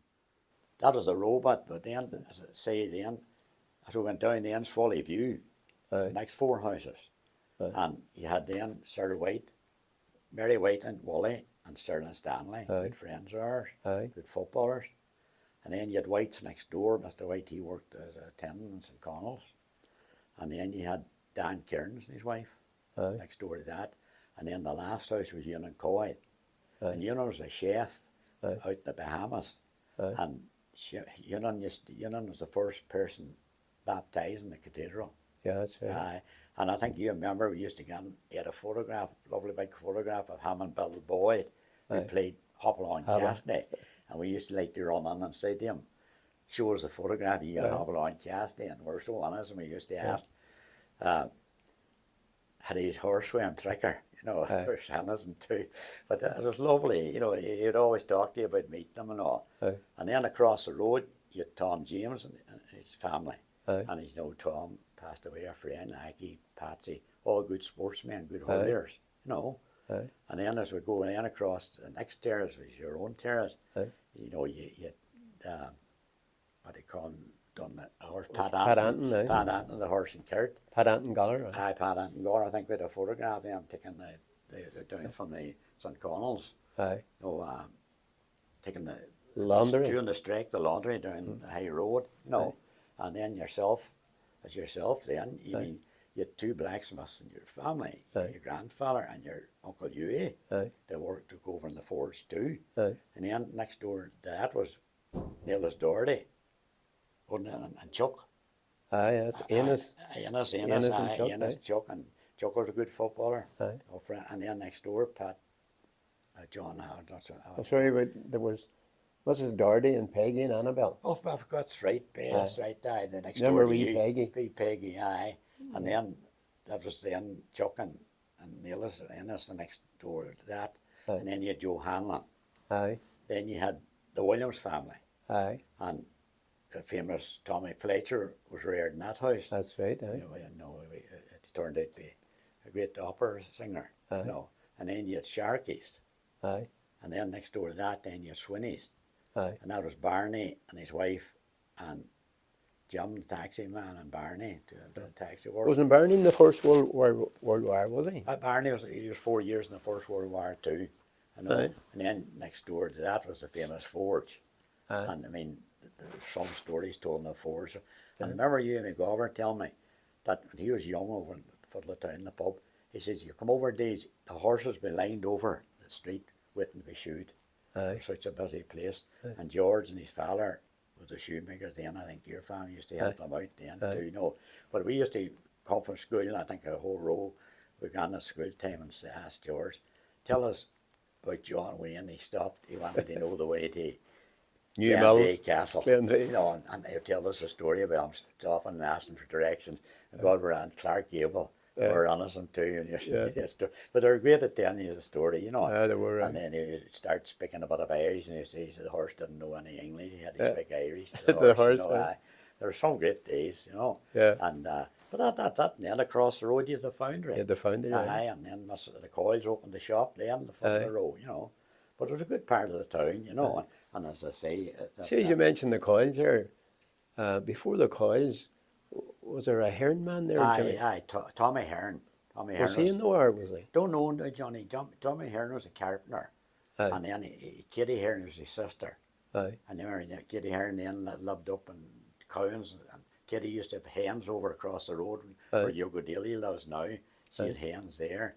And then there used to be another house, there was a shop across the road from Ballymacool Tce. I think it might be Russell's, had a shop in the early years. Aye. And then Paddy Devine bought that, and he used it as a depot for his turf. Aye, turf. Aye. When then Paddy Devine went over then to work, and when the foundry closed down, Paddy Tinney and Paddy Devine worked the foundry. Aye. And then Joe Bonner then came and took over the foundry after that. Funny, there's a photo there somewhere too, that in the foundry, that when Paddy Tinney, he rented it out from Brown's, Aye, and they were from Derry. right, aye. And the manager of the foundry was Sean Ruth, That's right. That's the chemist. seen And the- yeah, that's right. But who was on, when did Joe Bonner and Kelly Bonner, when did they move on, Jimmy? Oh, that Paddy Tinney and them used to work on it then, you know, and Aye. Joe must have bought it after that, you know, because Joe Aye. loved it. It was required he could love them, you know, and he lived Aye, there for there a while was, then aye. before he opened his new business and all. Aye. Joe and Kelly just were married, you know, they moved on there. Aye. You know, then you had the Mac Shade beside them. That's right. Like, that's gone back a long time, the Mac Shade, you know. Was it the AWS owned that, was it? No, there was an oil company, Mex, I think they call them. We call them Mex Shade, Mex Aye. Oil Company. They do lubricating oil and stuff like that. Aye. You know, if you see the top of the roof, that there was a lubricating oil right on the top of the roof, you know, Aye. what they dealed in. But that was all then, as I say, Mrs. James then, she kept ducks and all. Aye. I mean, you could go down to the river and you see Mrs. James ducks would be floating Aye. up and down the river, you know. You should go up to a wee tin and get a sixpence worth of milk. Aye, that's right. And then you remember out the road, then you had Alex Spratt. He had goats, and anybody wasn't feeling well, McGinley would always say, "Our skin trouble." McGinley would tell him, "Go out the road and get some milk from Alex Spratt," because he had the goats. He had the Reckon goats. the goat's milk was Goat's good milk. for the asthma and Aye. all that. It's all oil cures, you know. Aye. The bog bean. Aye, all that. Went up way up the top of the hill to get the bog bean. Aye. See if it could cure you for blood trouble and all. You know, you need your blood cleaned out. You know, there's some oil remedies. You know, it was a great place. You know, as I say, they like that. That's one there. I think I showed you that one. that's Maggie Doherty and Susie and John McGeever, I think, and Nellie McGrannon taking, and I think, sorry, it's Lily Doherty. No, taking the row 2. But there's good there. And then That's Maggie and Lily. aye. Is that fellas in the front? Fellas, aye. But then, you know, the thing is, you know, then immigration cleaned the row out then. Aye. You know, I mean, there's so many left for that row. Aye. I mean, all the McGrannons, they all went to Susie. Aye. And there were no young men left, because I think you remember they had a hurling team, that minor hurling team, Aye. and that they were to play in a semi-final, and they couldn't get any players because they're all away. Aye. You know, and like you see, they all left, like, and a lot of them went to London, Scotland, and like, I suppose they're taking when they're on the heyday, you know. I suppose the football teams are the same too. The Jimmy. same, aye. Look, I just don't know. There's so many left the road, but then all parts of the town, so many left, you know. And sorry, you see that juvenile team, like your football team. Well, most of that team went away. Aye. You know, they went to London and all. Aye. You know, and you could have went to London in 1963, 64. Aye. You would have met more from the town than what was in the town. What was in the town? Aye, Aye. because they were all around Acton and Hammersmith, you know. But that- like there's like there one person was John Williams came back. Aye. Remember, he came back to For the reunion? for a reunion. Actually, he came back for a holiday, and that was the reason the reunion was done. Came up with the idea it wouldn't be nice to have them all back, Aye. you know. And of course we got them all back, and you know, some nice memories. Now it's all changed, but the memories is there, you know. Memories there, Jimmy. Aye. Somebody said one time, you know, we pulled the 4 corners of the town together. Aye, it was, aye. It wasn't easy, like. Aye, and I think that a lot, like, you look at the photographs and you see them again, you know, it's nice, and they came from Australia, you know, I got letters, people are writing but to us, again, how pleased they were to come home and meet everybody again. I remember meeting Tommy Sweeney, saying to me, he came in the downtown one night, he said, "I don't know about here," he says, "I'm away a long time." And I said, "Oh, how long?" Going on then. I met him again, I think it was about 2 in the morning, it was over, he came out and he said, "I met all my school friends, I couldn't believe it." He thought he'd know me, you know. But that was nice memory to see them all and get them together, and always some great nights. Some but like, great looking back and all, you know, like the row now, there's only 4 left in the road was born in the row. Aye. You know. Who's that, Jimmy? Well, now? Tony Dover, and you John McGeever, and John's 2 children. Aye. You know. Right enough, that's That's all. all now, and but I don't know, there might have been over 130 children at one time. Aye. You know. So it's great. But then, as I say, the immigration took a lot of them away, you know. I think that was one that was taking a Birmingham there, so it was. A couple of young men.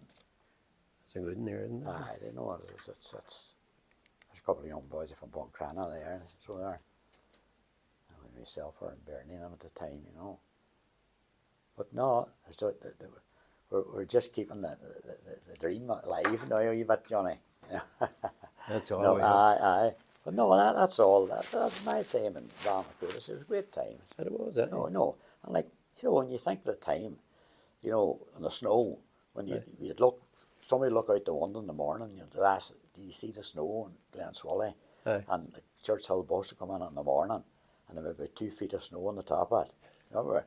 And that's the first thing you write, the snow's coming in from the glen. And the first thing, everybody ran over to the forge to get the sleighs, the steel bit on the bottom of the sleigh. Under the sleigh, And that night, they'd be coming down the back road flying. Flying down the Aye. back. And I was wondering, nobody was killed. Because you had to come down the back road, the big foundry wall in the front, and you had to turn left quick. I think 1 or 2 did break legs in it. But I think most of the boys got off before the sleigh. I jumped off, but you come down at some speed. Then you take that corner. Remember the big bogey? Aye. Maybe about 6 on it. And you'd hear it coming down the noise. Was it the Cairns man owned the big bogey? Was it? He had a Some bogey. Cairns man Apparently, owned the big. Dominic Cairns. Aye. And I think it came from Canada. That's where it came from, the sleigh. It came from Canada. People were queuing up to They get were a queuing run on up that. by, I think the 6 or 7 could get on it. And God helped the person who's in the front. But I think one boy was in the front, we know well, and they didn't make it. They hit the pole outside Dan Collins's house, and he ended up with a bad nose, and you know well. No, well, that's the sea, and up the back road you've good families too. You know, and they all mix so well. They all mix, yeah.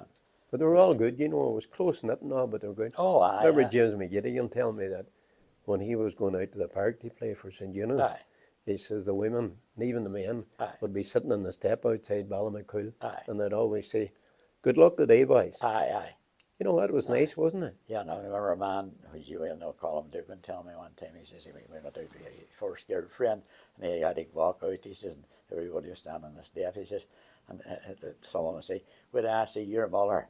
And Colin says, by the time he got to the top of the row, his face was red. He was embarrassed. He says, "I'm sure I'll see your mother." See your mother. I was telling him that, you know, because you had to walk past 25 houses, you know, and it was tough going.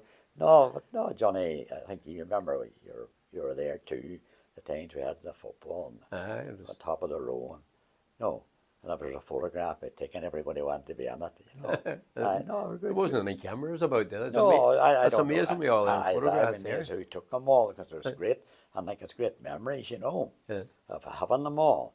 And it's you just see there one, like, you know, that's an old one that's taken, that the boys are growing up.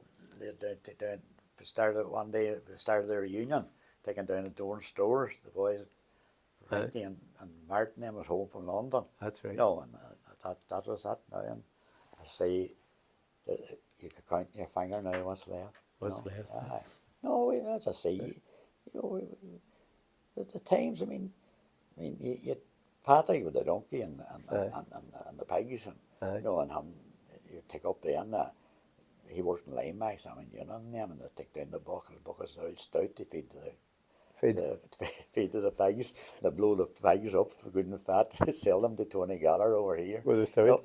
Jimmy, thanks very much for that interview. Jimmy, No. that was very good, and your photographs were great too. I know there's so many, but it's just nice to show them to somebody again and hope people see them, you know. Bring back memories. Well, I think some plans have not heard about it and they'll be interested in seeing the photographs again.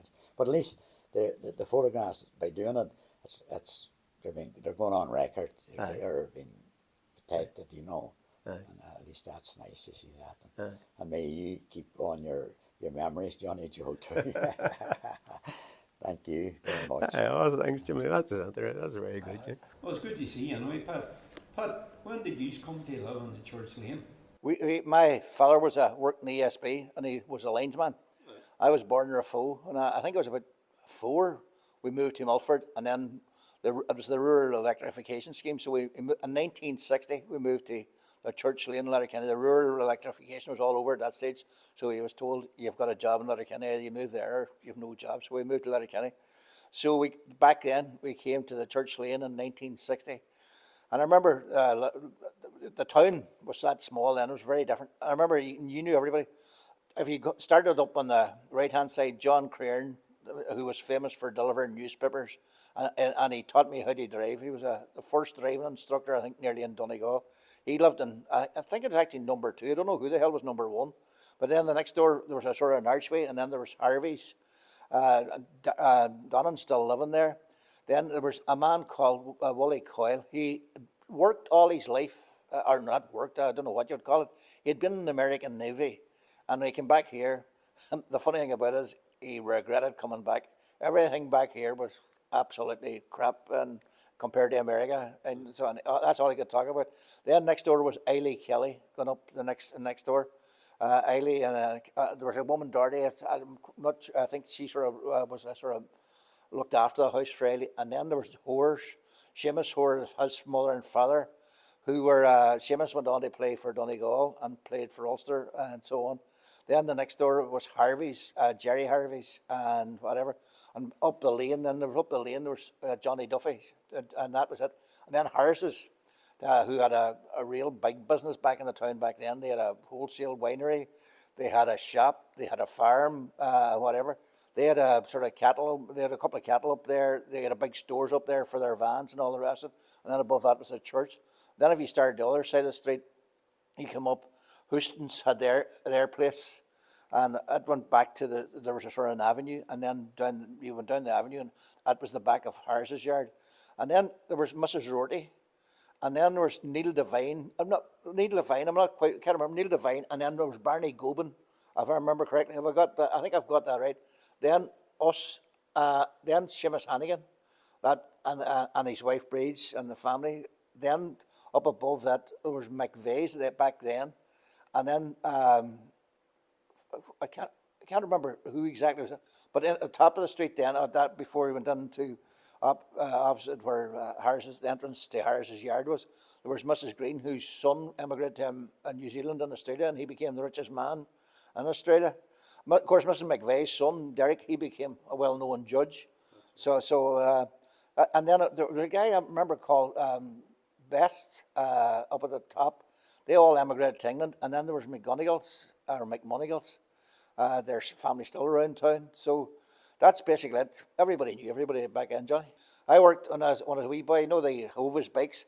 I used to work first when I was about 9. I joined Harris's and, used to do after school deliveries and messages. And then I joined Ma Houston's shop at the bottom.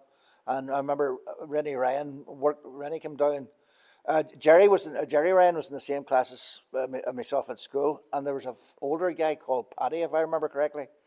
He left Letterkenny quite young. I think he left after about 3rd or 4th year. I think he might have joined the civil service or something like that. I've never seen him from that's easily 60 years ago. I've never seen him since. So No, I don't think he ever came back. I don't think he ever came back either.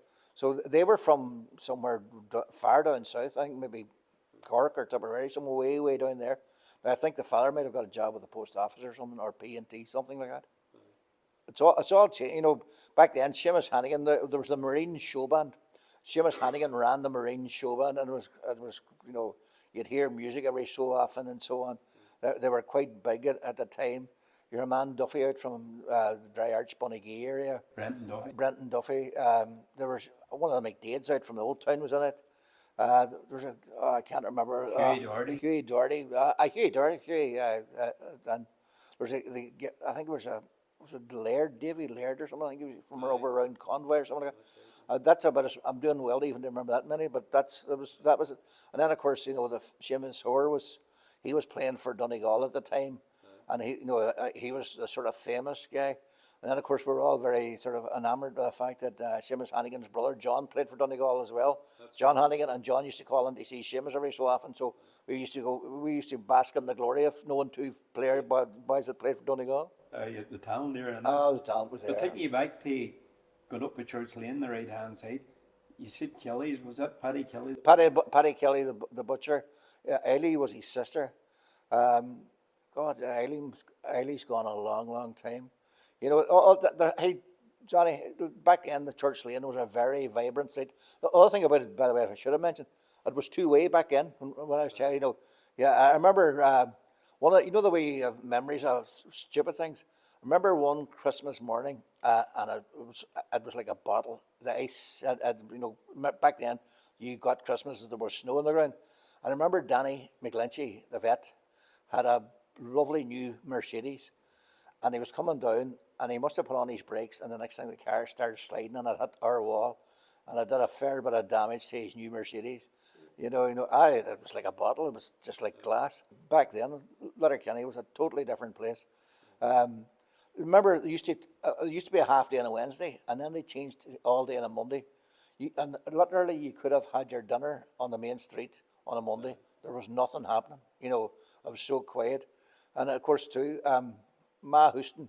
One of my abiding memories was Ma Houston. Houston's down the back.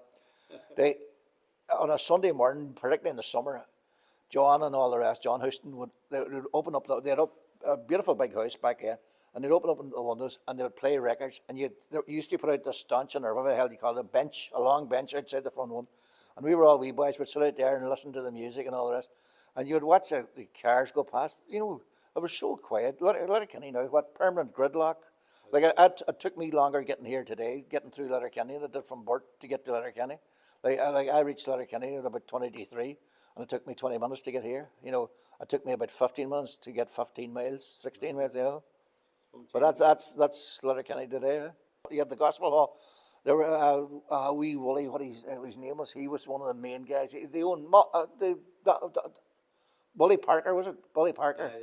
The Dobson shoe shop. And there was a woman in there, I can't remember her name now, but they sort of were the main people. And the McKinneys that own the Oatfield factory, they were part of that whole thing as well. And they had a service in the morning, the Gospel Hall, and then they had a service later in the evening. I'm not quite sure, but they weren't short. They were in there for a couple of hours. But you had the Gospel Hall half on the left hand side. You had the Conwell Parish Church. There was another church just a wee bit over, sort of a hall, meeting hall. And then, of course, you had St. Eunice Cathedral, and further on up you had St. Eunice College. So, that was the main, it was the holy centre of Letterkenny. That now Don and Harvey, one of the old residents of the place, well, doesn't like to be called old at this stage, but, that whole thing, that's why he's going to call it the Cathedral Quarter. And the whole, by the way, the one important thing that should be saying that people like Donnan has done a great job, the church lane was dying. It was falling into dereliction, and nobody was doing anything about it. And now a lot of those houses, there's a sort of an effort to get them gentrified, cleaned up, and whatever term you want to use. And it's great to see it. It's genuine because Letterkenny's getting so big. It's going to lose, the centre of the town was going to lose its heart.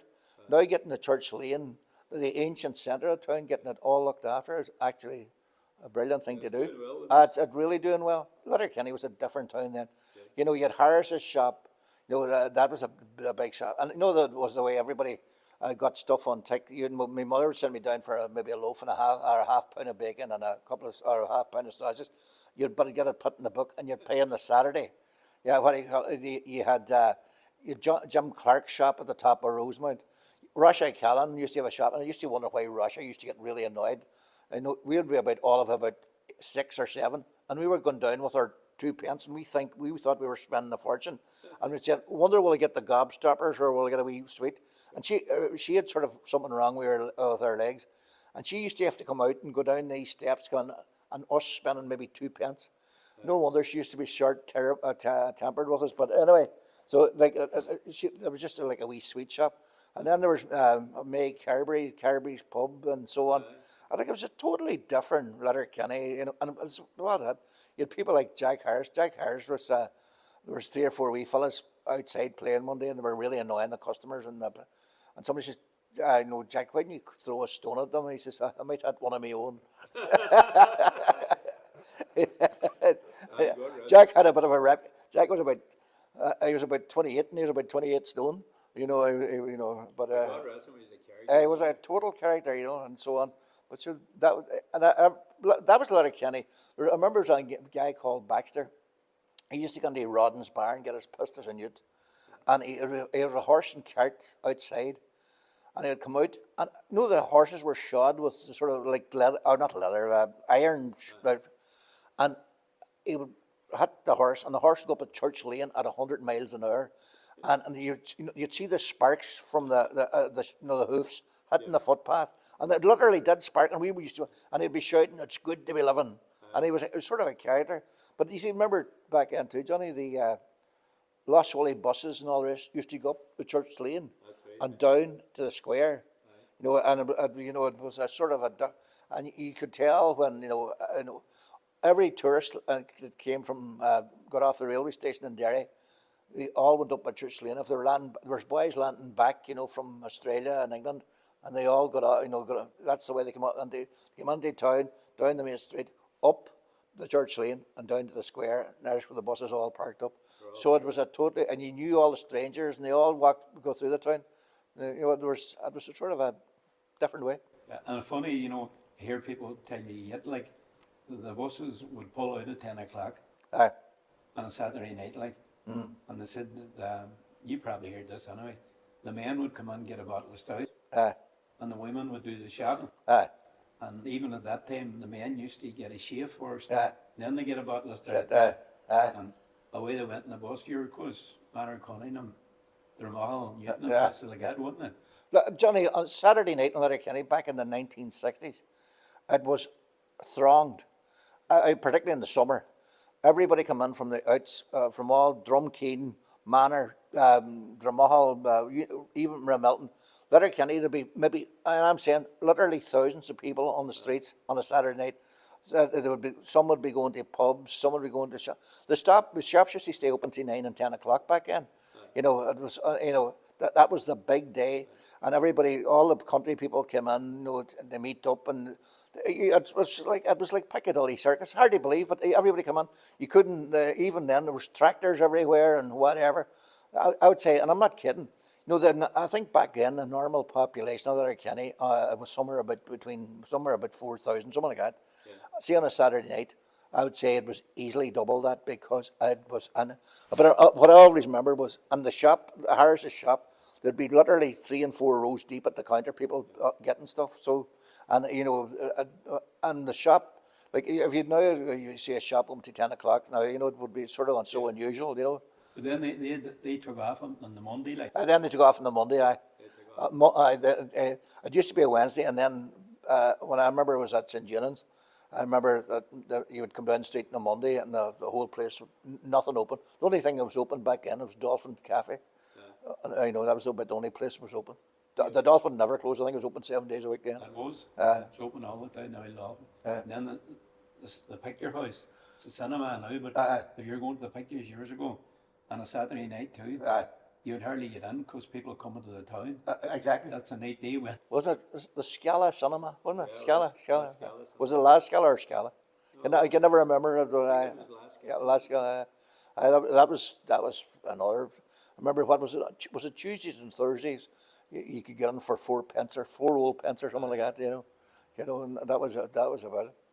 I'm just trying, as you're chatting, I'm trying to remember. I remember the day Dillon's supermarket opened. It was, as far as I remember, it was a Monday, and that was supposed to be the first ever supermarket in Donegal, Dillon's. You know, I remember the place was bunged. You know, here was this whole new concept, as I was saying to you earlier, about the people going around with their wee notebooks, you know, and you know, getting their whatever it was, bacon and sausages and bread, and then putting on a wee book. Now suddenly.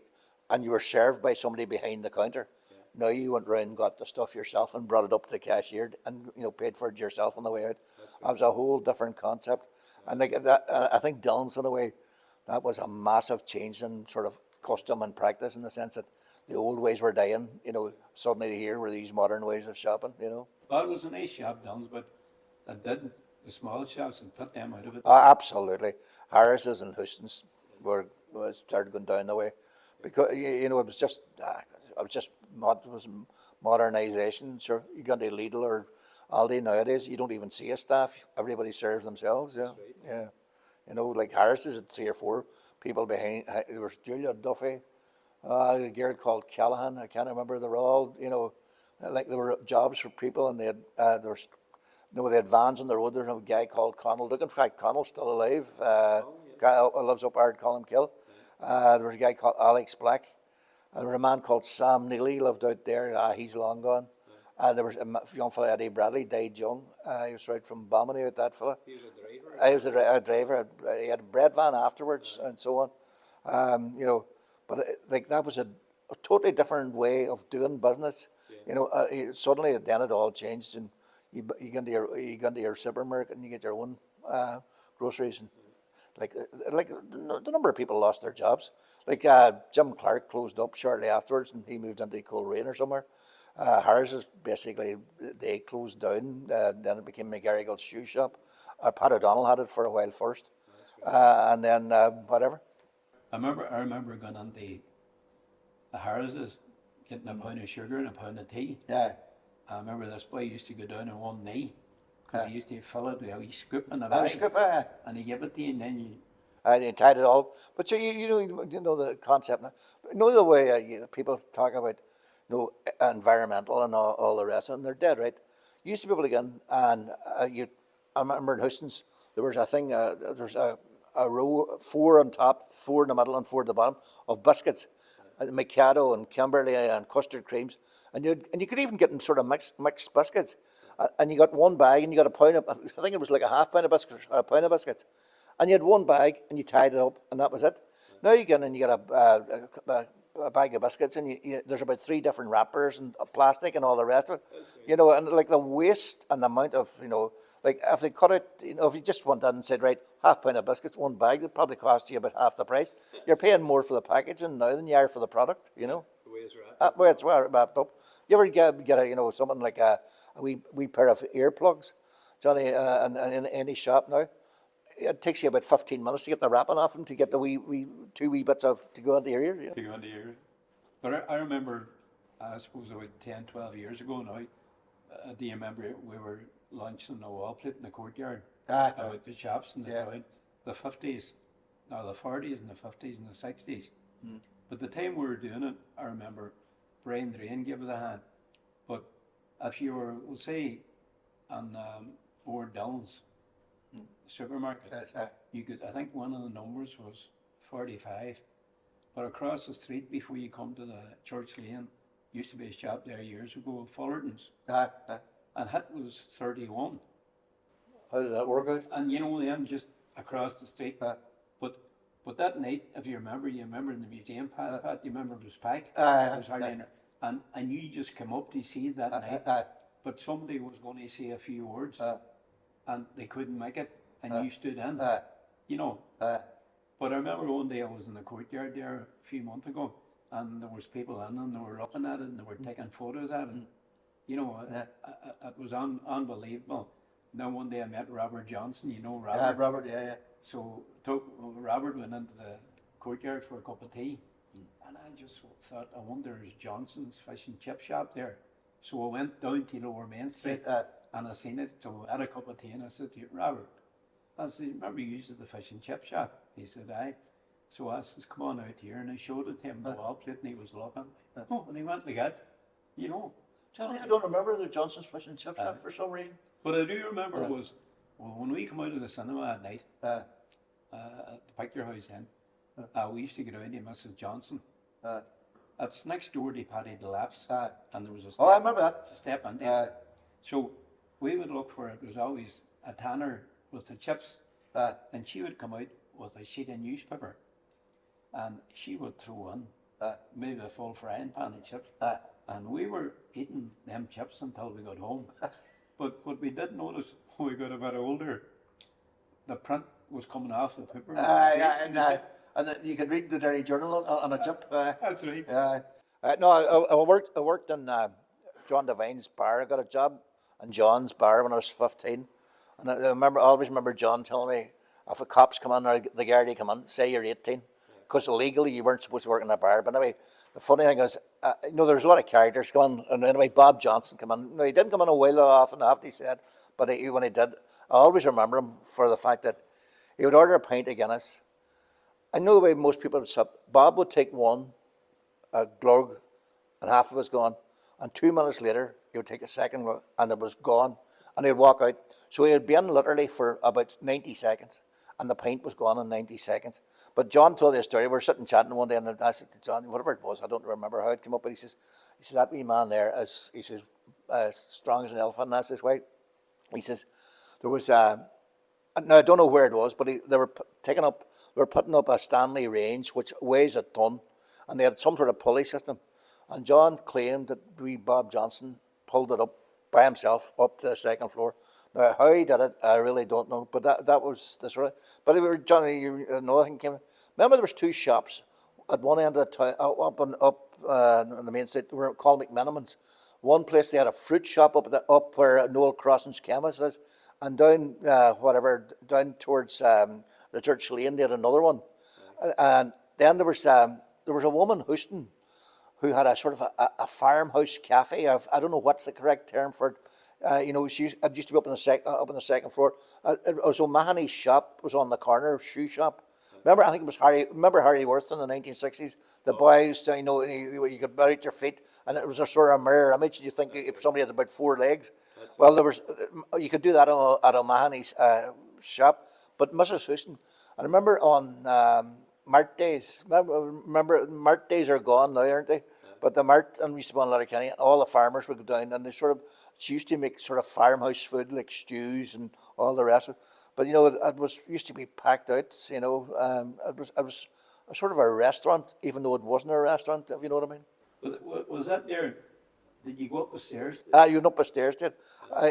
You went past the Mahoney shop, and you're on the door, and you went up the stairs. So I presume it's part of the same house. You know, I'm not 100% certain, but I think you're right enough, because I put up a photo on Facebook there a couple of years ago, and this person replied to me, and they said, "Do you see that Morris Minor carriage sitting outside?" They said, "Harry Dean was a quartermaster in Rockhill, and he was originally from Derry. He come to Letterkenny, got married, lived in Old Town.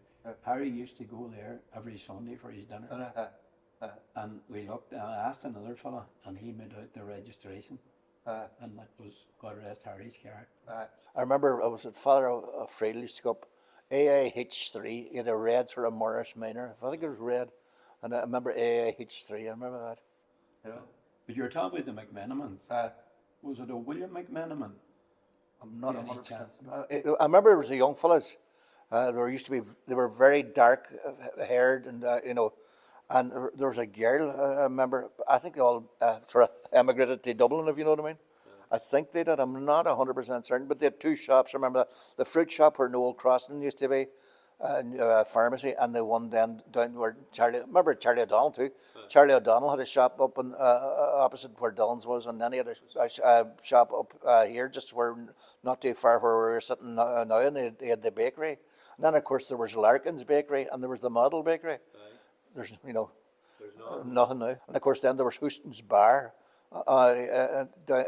just down below John Devine's, you know, and so on. So and then it became Patter McGeehan's. That's right. Yeah. So he played for the county as well.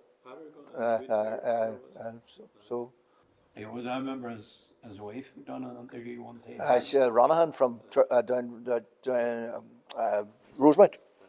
But there was a place down Rosemount, don't know if you remember it. I barely remember it.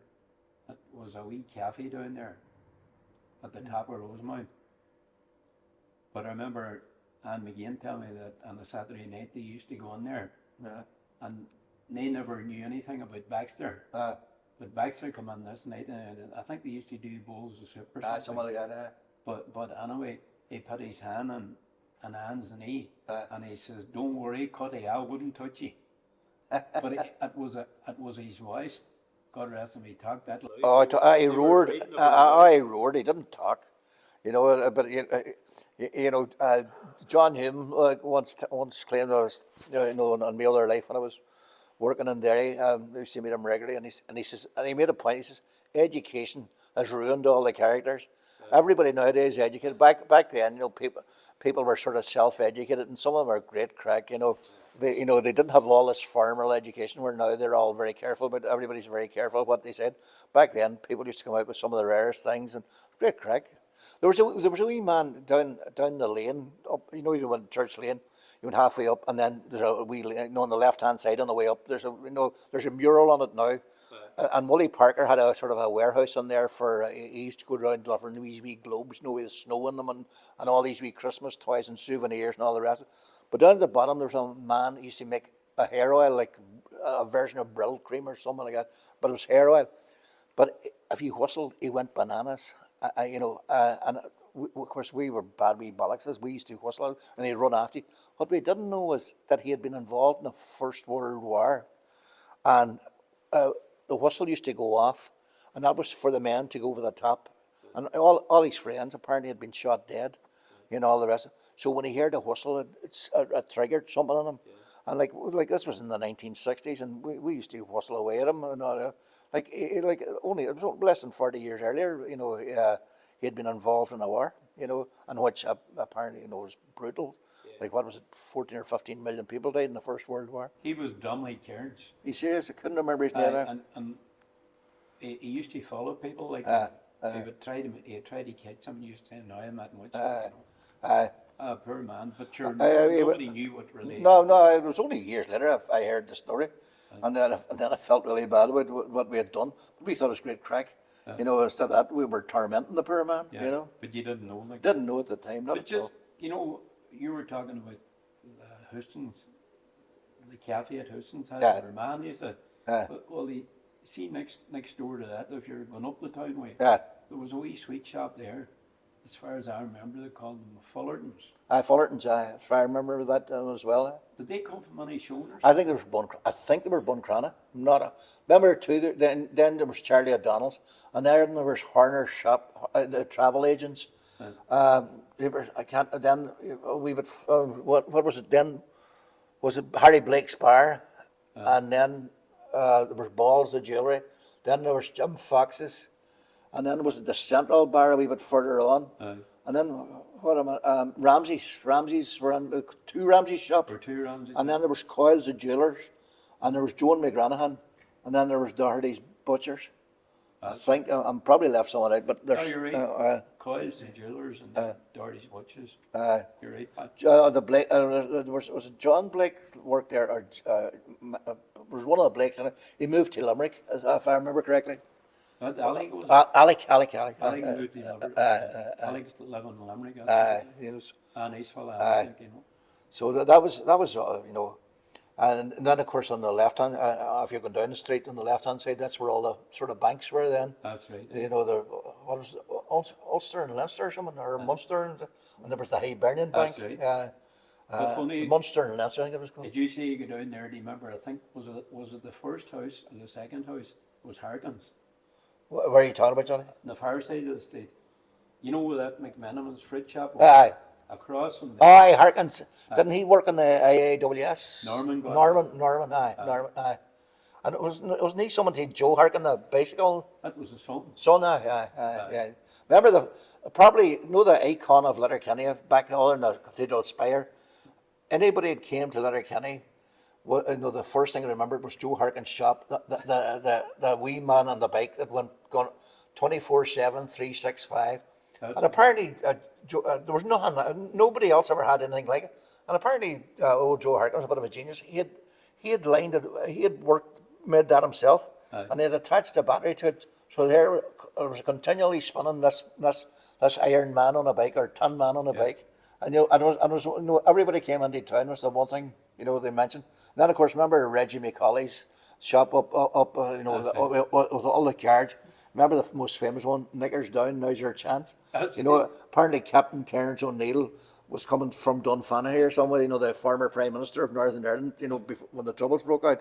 And for some reason he had stopped there somebody had, and apparently he had stood and watched, Reggie's, all Reggie's signs. And apparently he claimed it was the best bit of crack he had seen in years. So I don't know how true that story is, but that was the story at the time, Tom Furlong, who was a famous solicitor, one day we were sitting in court and we were bored. Must have been someone. He says, right. He says, go on. He says, there are 7 millionaires in Letterkenny, and they're not the ones you think they are. So I remember saying, no, John King. I said, everybody knows John King Robinson, a millionaire, and somebody else doesn't. Apparently there were 7 millionaires in Letterkenny that I didn't know because I didn't get one of them. Not one. Gee. So there's somebody running around with a lot of money in this town. Well, listen, Pat, how you think? Not at all, Johnny. Thanks very much, Pat. Not at all, Johnny. Thank you. The Old Town Fair. A patent granted in 1725, Bishop Nicholas so advised, on St. Stephen's Day to Old Town Village was sent the welcome news of these events. Each Wednesday here at Trader's Way, 4 times a year, a big fair day. So to this village people travelled far, long before railroad bus or private car. As the clear blue Swilly waters meandered to the port, along the road with cows and calves came sellers full of hope. The people gathered freely here upon this village street and received a hearty welcome from everyone they'd meet.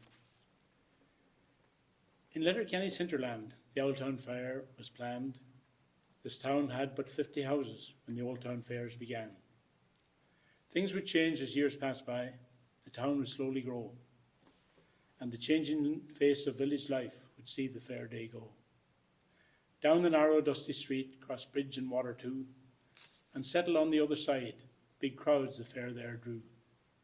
That's where it stayed for years on end, till the courts there heard a case, to move it on, for it to cease, but the fair day they couldn't chase.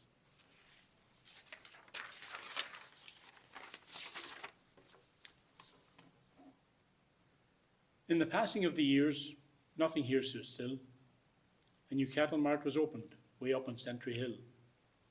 There farmers with their tractors arrived from far and wide, and the time for fairs and markets on the street had sadly died. A long tradition in this town that once had held some sway, in the 60s it declined, then slowly went its way.